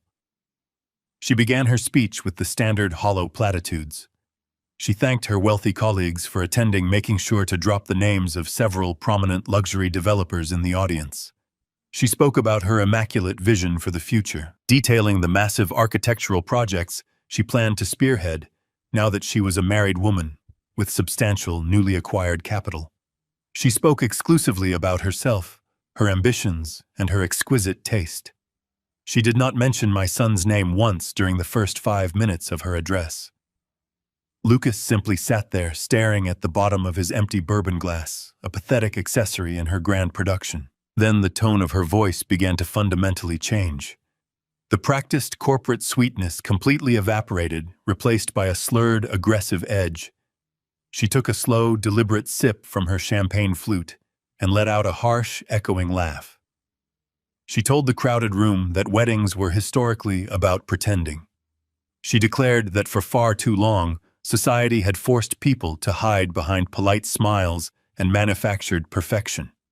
She gripped the microphone tighter, her knuckles turning white. She announced that she was absolutely sick of pretending. She claimed that this new chapter of her life, funded by her own hard work and brilliant investments, was going to be defined by raw, unfiltered authenticity. The guests shifted uncomfortably in their seats. The wealthy brokers exchanged confused, worried glances, uncertain if this was a planned part of the entertainment or the beginning of a public meltdown. Victoria ignored the shifting mood of the room. She began pacing back and forth across the front of the platform, her voice rising in pitch and volume. She declared that her new family was going to stop hiding their ugly realities behind closed doors. She stated that weakness and fragility were pathetic anchors dragging successful people down. She preached that those who were strong, those who were beautiful and capable, had a moral obligation to prune away the dead branches of their lives. Her words were sharp, vicious daggers disguised as a bizarre motivational monologue. The silence in the ballroom became suffocating. The tension was so thick, it felt like the air itself had been completely removed from the venue. I sat perfectly still, my hands resting lightly on the handles of Patty's wheelchair, watching the beautiful, terrifying monster my son had chosen finally reveal her true face to the world. Victoria abruptly stopped her frantic pacing across the long stage. She stood perfectly still at the exact center of the platform. She slowly lowered the expensive crystal champagne glass away from her glossy red lips. She slowly turned her entire body, completely ignoring the 300 wealthy guests, completely ignoring her paralyzed, terrified husband. Her cold, predatory eyes locked directly onto my frail, terrified wife. The bright spotlight followed her slow movements, casting a harsh, blinding beam over the corner of the table where Patty and I were sitting. Victoria began to walk. She took slow, deliberate, stumbling steps toward our end of the platform, Her beaded gown dragged heavily across the polished wood. She never broke eye contact with Patty. The malicious, arrogant smirk twisting her face deepened with every single step she took. She was no longer performing for the massive, silent crowd. She was zeroing in on the weakest target in the room, driven by a cruel, intoxicated desire to display her absolute dominance. I felt a sudden, sharp tremor run through Patty's fragile body. My wife reached back, her cold, trembling fingers frantically searching for my hand. I intertwined my fingers with hers, giving her a firm, silent squeeze. I kept my face entirely devoid of emotion, but every muscle in my body immediately locked into place. I watched Victoria raise the microphone back up to her lips, closing the final few feet between us. I knew exactly what kind of monster she truly was. I knew what she was capable of. The trap was ready to spring tomorrow, but as I watched her towering over my sick, defenseless wife, I realized with absolute horrifying certainty that Victoria was about to do something unspeakable right now. The harsh glare of the spotlight illuminated the cruel, intoxicated triumph on her face. Victoria leaned into the silver microphone, the sharp feedback echoing off the mirrored walls of the grand ballroom. She let out a dramatic sigh. She stated that her wedding demanded absolute transparency. She slurred slightly, the expensive champagne muddling her pronunciation. She declared that for far too long, the people in this family had hidden behind fake appearances. She claimed that weakness was a choice, a manipulative performance designed to steal attention from those who truly deserved the spotlight. Her eyes, dark and entirely devoid of human empathy, bored into the terrified face of my wife. Patty shrank back against the leather upholstery of her wheelchair, her breathing shallow and erratic. She raised her frail hands, instinctively clutching the collar of her dress, bracing herself for a verbal assault. But Victoria was not satisfied with mere words. She wanted a physical demonstration of her absolute dominance. She wanted to break the woman who had dared to bring the ugly reality of mortality into her perfect, glittering sanctuary. Victoria took one final deliberate step forward, closing the distance. She did not issue a warning. She did not offer a final cutting remark. She simply reached out with her left hand, her manicured fingers curling like the talons of a bird of prey. With a swift, violent motion, she grabbed a thick handful of Patty's chestnut wig. My wife let out a sharp, breathless gasp of pure terror as Victoria yanked her arm backward. The sudden force of the motion snapped Patty's head back against the wheelchair. The hairpins meticulously placed to secure the synthetic hair to her fragile scalp tore away. The wig came off, entirely dangling from Victoria's fist like a hunting trophy. The sheer, unadulterated cruelty of the act seemed to freeze the very air in the room. Victoria held the wig aloft for a fraction of a second, a victorious, utterly deranged smirk twisting her features before she casually tossed it over her shoulder. It landed on the pristine white tablecloth, a dark, lifeless heap among the imported orchids and crystal champagne flutes. The brilliant, unforgiving light of the crystal chandeliers beat down directly upon my wife. Patty was left completely exposed, her bare scalp pale and marked by the harsh chemical ravages of intense chemotherapy, was laid bare before 300 wealthy strangers. She looked impossibly small, stripped of the final desperate layer of dignity she had fought so hard to maintain. A guttural, agonizing sob tore from her throat, a sound of such profound humiliation and despair that it will haunt my nightmares until the day I die. She brought her trembling, thin hands up to her face, attempting to hide her shame from the hundreds of eyes suddenly locked upon her. Her narrow shoulders shook violently as she wept, her small frame collapsing inward, crushed by the overwhelming weight of the public degradation.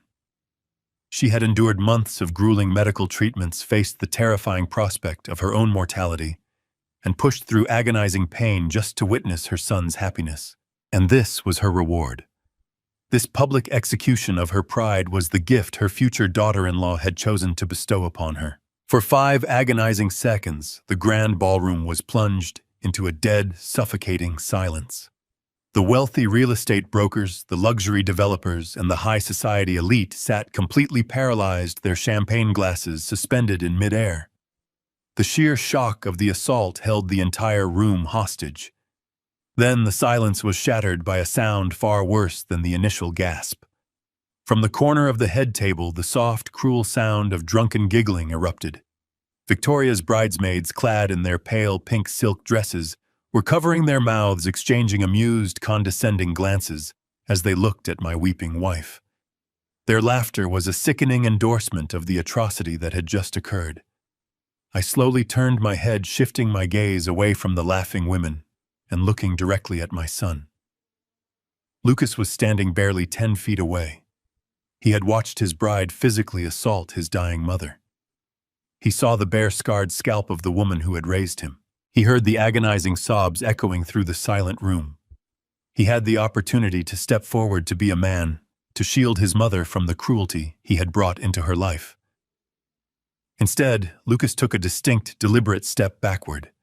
He lowered his head, staring intently at the polished floorboards, completely surrendering to his cowardice. He did absolutely nothing. He allowed the humiliation to continue, paralyzed by his own pathetic weakness and his absolute submission to the monster he was about to marry. The final lingering ember of hope I held for my family was permanently extinguished, replaced by a cold, calculating void. The time for playing the weak, grieving father had officially concluded.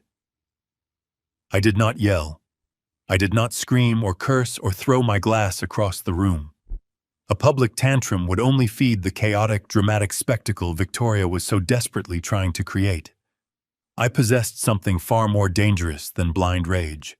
I possessed absolute total control over their entire future. I slowly stood up from my chair. The movement was deliberate, unhurried, and executed with the chilling precision of a judge delivering a death sentence. The movement drew the immediate attention of the room. The cruel giggling from the bridesmaids abruptly died in their throats. I reached up and calmly unbuttoned my tailored suit jacket. I slipped it off my shoulders with methodical care, letting the heavy, expensive fabric drape over my arm. I stepped forward, positioning my body between the blinding spotlight and my weeping wife. I gently draped the dark jacket over Patty's trembling head and shoulders, providing her with a desperate shield of privacy and dignity against the hundreds of staring eyes. I smoothed the lapels down around her neck, whispering a soft, steady promise that everything was going to be completely fine and that she was perfectly safe. She clutched the fabric of my jacket with desperate, shaking fingers, burying her face into the dark wool. Once I was absolutely certain she was shielded from the harsh light and the cruel stares, I slowly turned around. I squared my shoulders, ignoring the silent, terrified crowd, and focused my entire existence on the woman standing on the platform. I looked directly into Victoria's eyes, watching the arrogant, intoxicated triumph on her face slowly curdle into a sudden, deep-seated confusion. She had expected me to break down. She had expected me to cry or scream, playing the role of the defeated, helpless victim. She had absolutely no idea that she was staring into the eyes of the man who held the legal authority to seize her mansion, freeze her assets, and summon the federal authorities to lock her in a penitentiary. The trap was ready, the FBI agents were briefed, and the final hour of her stolen paradise had officially begun. I simply stood there, staring her down in the absolute silence, ready to unleash a hell she could not possibly comprehend. I gently withdrew my hand from my wife's trembling fingers, giving her shoulder a reassuring squeeze before I moved. The grand ballroom remained frozen in that suffocating silence, shattered only by an occasional gasp from a guest who finally understood the gravity of the assault. I stepped away from the head table and began the long, deliberate walk toward the center of the platform. My footsteps echoed softly against the polished hardwood, measured and entirely unhurried. I wanted Victoria to feel the heavy weight of my approach. I wanted the hundreds of wealthy brokers and high society elites to watch the precise moment the glittering illusion of her perfect life crumbled into dust. As I slowly closed the distance, Victoria's initial confusion morphed back into her toxic, arrogant confidence. She believed my calm demeanor was a sign of total submission. She assumed that, like my cowardly son, I was stepping forward to apologize, to smooth over the awkwardness, to surrender completely to her dominance to avoid a public scene. She stood under the harsh spotlight, the silver microphone clutched tightly in her hand, her chest heaving slightly from the alcohol and the sudden adrenaline of her cruel stunt. When I was just a few feet away, she leaned back and let out a soft, condescending chuckle. It was a terrible sound, designed to reduce me to the status of a defeated, obedient servant in front of her peers. I stopped directly in front of her. I did not let a single trace of the boiling rage inside my chest reach my face. I reached smoothly into the inner pocket of my suit jacket and retrieved the thick, heavy manila envelope Thomas Gallagher had handed me 24 hours prior. The crisp white paper caught the light of the crystal chandeliers, creating a stark contrast to the glittering beads sewn into her wedding gown. Victoria looked down at the envelope. Her eyes immediately gleamed with absolute, greedy certainty. She brought the silver microphone back up to her red lips, turning her head slightly so her voice would project flawlessly over the massive sound system she had demanded. She smirked a vicious, triumphant curl of her mouth, revealing her absolute lack of humanity. "Oh, look," she slurred smoothly, her voice bouncing off the mirrored walls. "The old man is finally handing over the warehouse deed. It certainly took you long enough to realize who is actually running this family." A low murmur rippled through the audience. A few friends clapped politely, foolishly, assuming this was a planned part of the family dynamic. Lucas, however, did not clap. I saw him entirely out of the corner of my eye. He had finally lifted his heavy head from the floor, and his face had completely drained of all color. He was staring at the thick white envelope with a sudden dawning terror, perhaps recognizing the heavy distinctive watermark of a premier Chicago law firm, or perhaps simply realizing that I would never hand over the legal deed to my commercial empire in such a quiet, defeated manner. But Victoria noticed absolutely none of this. She was completely blinded by her own ravenous ambition and her intoxicating sense of power. I held the envelope out to her. My hand was perfectly steady. She snatched it from my grasp with the eager, violent grace of a starving animal. She did not bother to carefully open the protective flap. She dug her sharp manicured nails under the tight seal and aggressively ripped the thick paper apart, tearing the top edge in her desperate haste. She pulled out the dense stack of legal documents. I watched her dark eyes dart to the top of the very first page. I watched the exact fraction of a second when her alcohol-soaked brain processed the large, bold, unforgiving legal header printed across the premium paper. Notice of acceleration. Demand for payment in full. $2,500,000. The physical transformation was absolute and immediate. The drunken, arrogant flush completely vanished from her chest and neck, replaced instantly by an ashen, sickly pallor that made her look like a ghost. The cruel, mocking smirk was entirely wiped away, leaving her mouth hanging slightly open in pure, unadulterated shock. Her hands, which had so violently ripped the chestnut wig from my dying wife's head just moments ago, began to tremble uncontrollably. The thick pages of the legal notice shook violently, rustling loudly against the sensitive microphone she was still clutching in her left hand. She blinked rapidly, her eyes frantically scanning the dense, complicated legal text, desperately searching for a punchline, a terrible mistake, or an elusive loophole. She read the strict clauses detailing the immediate seizure of the unlisted luxury mansion located in Aspen. She read the aggressive clauses demanding the immediate freezing of all secondary shell company assets. But far more importantly, she read the specific name of the anonymous offshore trust that now officially held her fraudulent debt, and she saw my personal signature clearly listed as the sole managing director. She slowly raised her wide eyes from the paper. The look she gave me was no longer predatory or dominant.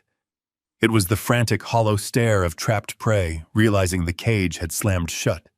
She took a stumbling, uncoordinated step backward, the heel of her expensive designer shoe catching roughly on the long hem of her custom gown.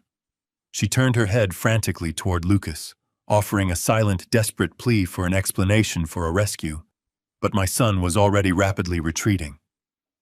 Lucas had backed away from the head table entirely, pressing his shaking shoulders hard against the mirrored wall of the ballroom, looking as though he might be physically sick.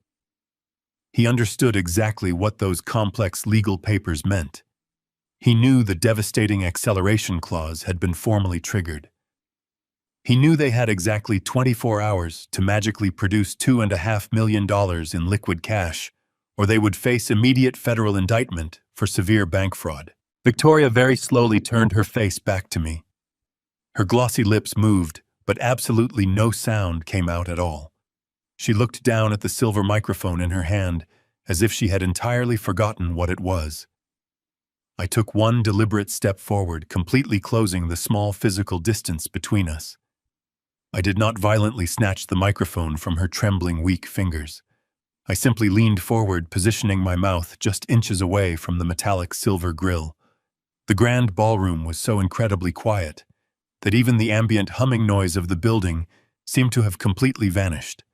The hundreds of wealthy elite guests held their collective breath, completely captivated by the unraveling, disastrous spectacle occurring right on the platform. I looked directly into the terrified, weeping eyes of the incredibly wicked woman who had actively sought to destroy my family and my life. I spoke perfectly clearly, my voice suddenly resonating with cold, lethal authority over the massive speakers. You didn't borrow from a bank, Victoria. You borrowed from me. And because you forged my signature to commit federal bank fraud, the loan is due today, right now. The silver microphone slipped from her trembling fingers. It struck the polished hardwood platform with a deafening, high-pitched squeal of feedback that made several guests in the front row flinch and cover their ears. Victoria did not attempt to pick it up. She stumbled backward, her breath coming in short, erratic gasps, staring at me as if the devil himself had just manifested in the middle of her fairy tale wedding. The heavy, suffocating silence of the grand ballroom finally shattered, replaced by a rising, chaotic murmur from the 300 elite guests. From the far side of the platform, the frantic sound of heavy footsteps echoed clearly over the murmuring crowd. Lucas scrambled up the side stairs, his face drained of every ounce of color. He looked exactly like a man walking to his own public execution. He stepped directly between Victoria and me, raising his shaking hands in a pathetic, pleading gesture. He stammered, his voice cracking, asking me what all of this was. He begged me to listen, insisting that they could explain everything, that this was just a massive misunderstanding, blown completely out of proportion, and that we urgently needed to step into a private room to sort out our family business. I slowly bent down and retrieved the silver microphone from the polished floor. I stood back up, my posture perfectly straight, and looked directly into my son's panicked eyes. I brought the microphone to my lips, ensuring that my voice carried flawlessly over the state-of-the-art sound system. I told him there was absolutely nothing left to explain. I turned my cold gaze out toward the massive sea of wealthy real estate brokers, luxury developers, and high society clients that Victoria had carefully invited to witness her social triumph. I decided it was finally time to formally introduce them to the real Victoria. I spoke with brutal, clinical precision. I informed the entire room that the extravagant wedding they were currently attending was funded entirely by stolen money. I detailed exactly how my son and his bride had forged my personal signature on federal documents to illegally secure a $2.5 million commercial loan against my logistics business. A sharp collective gasp instantly rippled through the grand ballroom. I watched as dozens of stunned guests, people whose professional lives depended entirely on ultimate trust and unyielding financial integrity, immediately pulled out their smartphones. The glowing screens illuminated the dim room as they began recording every single word I proudly said. I did not stop. I explicitly detailed how they had funneled those stolen funds through an incredibly complex web of anonymous shell companies to completely hide their tracks. I brilliantly revealed that while they pretended to physically struggle financially, they had secretly purchased a sprawling, unlisted luxury mansion up in Aspen, California. I watched Victoria's previously pristine professional reputation utterly disintegrate before my very eyes. Her wealthy, connected colleagues were absolutely no longer looking at her with superficial admiration or envy. They were looking directly at her with pure, unadulterated, and undeniable disgust. The social empire she had spent countless years aggressively building was actively burning down to the ground in a mere matter of devastating seconds. But the massive financial fraud was only the beginning of my public speech. I turned my back to the stunned crowd and walked slowly toward the edge of the platform where my wife sat. Patty was completely silent, hidden safely beneath the thick drape of my tailored suit jacket, gripping the dark fabric with pale, trembling fingers. I looked back at Victoria, letting the absolute, unforgiving venom currently residing inside my soul seep directly into my deep voice. I told the room that the money meant absolutely nothing to me. The true crime, the most unforgivable atrocity, was what they had actually done to the innocent woman who lovingly gave my son life. I told the hundreds of listening guests about the sudden, completely inexplicable decline in Patty's health over the last few painful months. I boldly explained how Victoria had eagerly played the false role of the incredibly loving, devoted daughter-in-law, brewing special herbal teas and preparing holistic soups that were supposedly beautifully designed to effectively aid in her rigorous chemotherapy recovery. The crowd went entirely silent again, hanging on my every single word with a dark, morbid fascination. I revealed that those deeply loving holistic remedies were actually secretly laced with trace amounts of toxic chemicals carefully and maliciously calculated to interact violently with her prescribed cancer medications. They were not trying to heal her. They were actively, methodically attempting to artificially accelerate her death so they could rapidly claim the remainder of my entire estate without waiting patiently for nature to take its course. The reaction from the grand ballroom was instantaneous and powerfully visceral. Several women cried out in genuine horror. Men shouted in angry outrage. The glowing sea of camera phones pressed closer to the stage, flawlessly capturing the sheer, undeniable terror currently paralyzing the bride and groom. The absolute public exposure utterly broke whatever remained of Victoria's fragile, incredibly narcissistic sanity. The sheer crushing weight of the public humiliation triggered a desperate feral survival instinct within her mind. She lunged forward, pointing a trembling, manicured finger directly at my face. She began to scream at the absolute top of her lungs, her voice cracking with hysterical, unhinged panic. She shrieked wildly that I was a completely senile old man making up delusional lies to violently ruin her beautiful life. She desperately tried to convince her wealthy, powerful colleagues that this was a totally pathetic, empty bluff, perfectly designed by a bitterly controlling father who simply wanted to maliciously ruin her incredibly special day. She frantically signaled to the country club security guards standing near the perimeter of the room, aggressively demanding that they forcibly remove me from the private premises immediately. She screamed that I had absolutely no solid proof of these highly outrageous allegations and that she was absolutely not going to let me effectively destroy her newly flawless reputation. She took another intensely aggressive step forward, her pale face twisted into a truly grotesque mask of pure, blinding desperation, looking as though she was fully preparing to physically push me directly off the raised platform. But before she could possibly close the final remaining distance, the highly polished, heavy, solid mahogany double doors positioned exactly at the main entrance of the grand ballroom suddenly swung completely open with a deeply resounding, massive, thunderous crash. The heavy wood slammed violently against the plastered walls, instantly cutting off Victoria's shrill, hysterical screaming.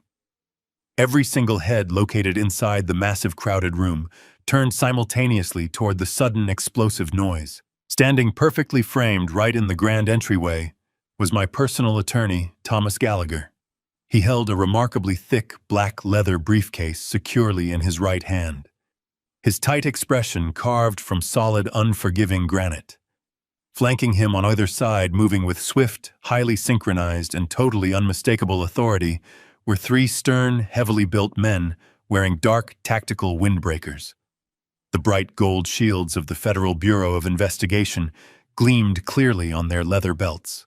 The heavy polished doors remained pinned against the walls, framing the absolute destruction of Victoria's meticulously crafted illusion. Thomas Gallagher stepped fully into the brilliantly lit ballroom, his leather briefcase swinging with methodical precision at his side. The three federal agents moved flawlessly in formation around him, their heavy black boots thudding against the imported marble floors. They bypassed the lavishly decorated guest tables, their stern, unyielding expressions cutting a stark path through the paralyzed sea of wealthy socialites. Under strict United States law, the combination of wire fraud, deliberate bank forgery, and the malicious diversion of multi-million-dollar funds required immediate, non-negotiable detainment. There would be no polite summons.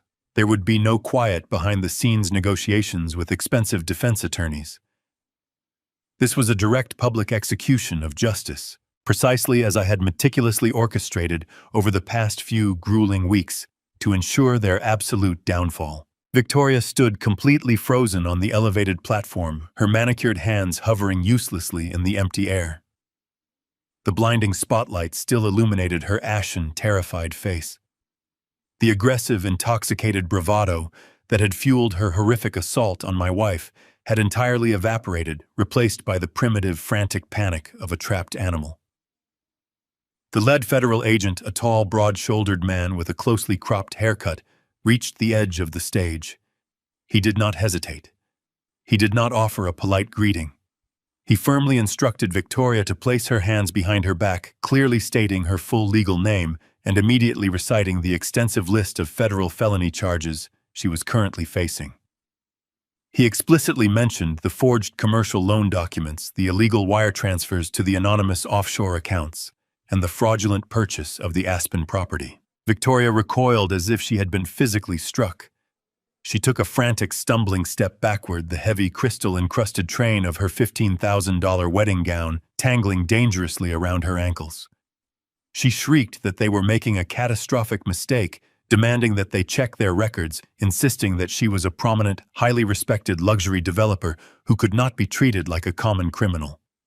The federal agents were completely unfazed by her hysterical screaming. Two of the men stepped smoothly onto the platform, flanking her instantly.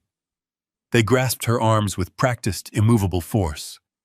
Victoria thrashed violently, her diamond tiara slipping from her perfectly styled hair and clattering onto the floor. The sharp, unmistakable click of heavy metal handcuffs echoing through the silent room sounded like the ultimate final closing of a vault.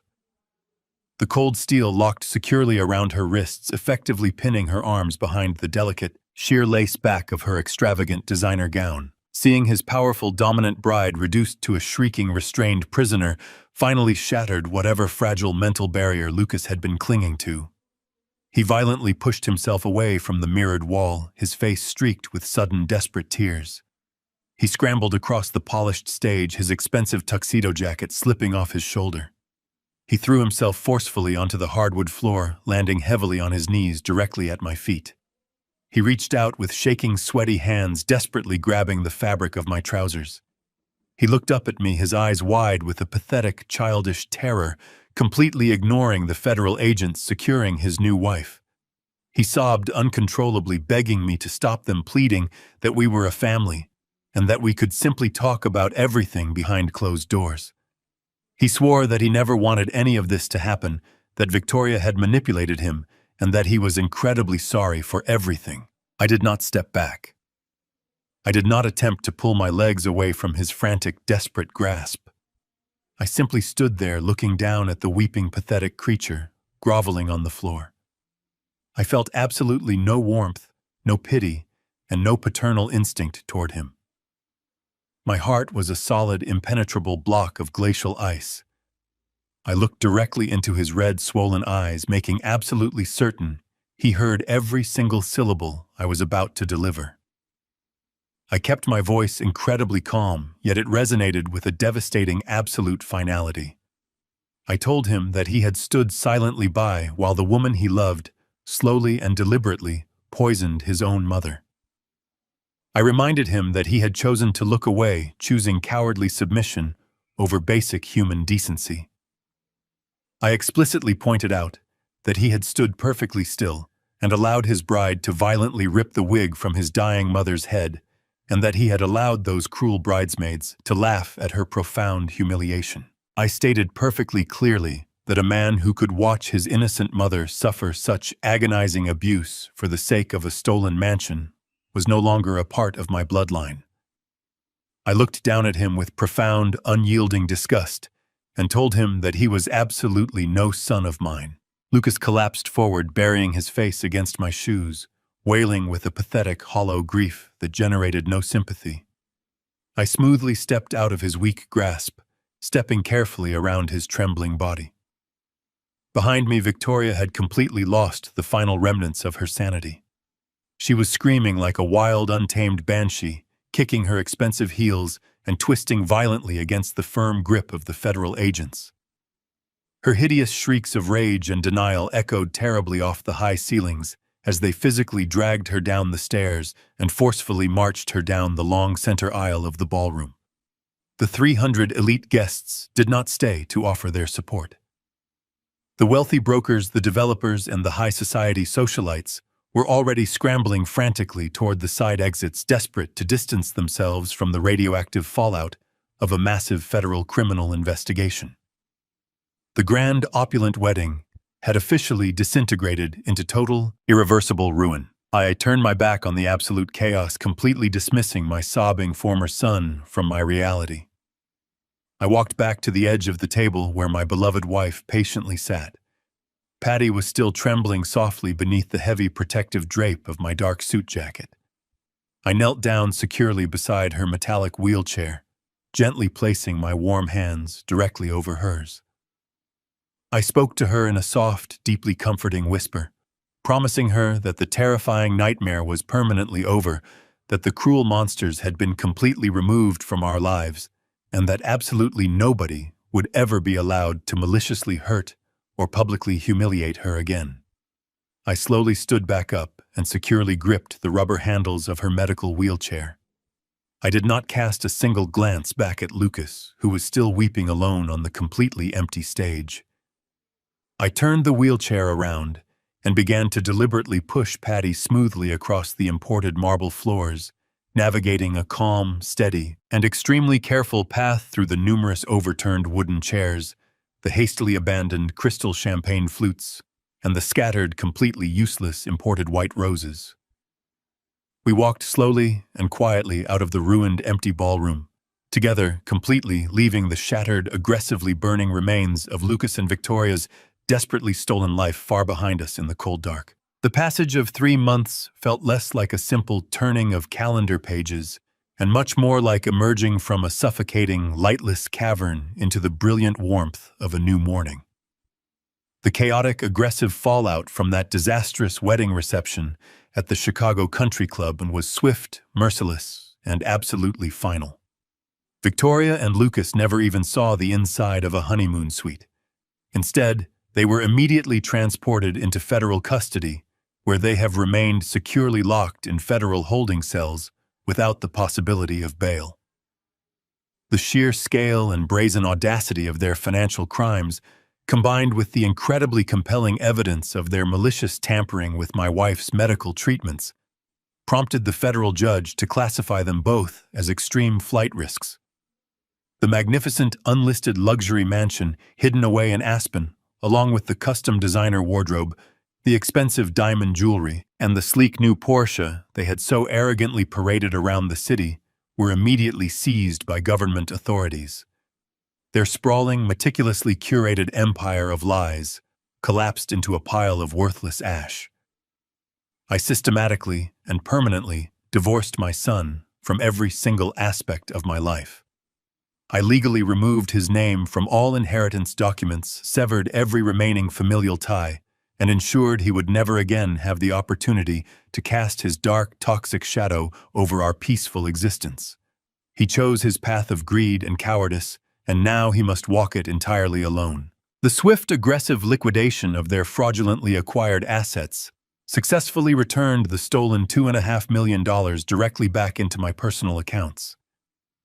That recovered money did not go back into a dormant retirement fund. Instead, it became the exact key to unlocking a literal miracle for the woman who deserved it the most. We immediately utilized those recovered funds to enroll Patty in a highly exclusive revolutionary immune cell therapy program at a premier oncology research center.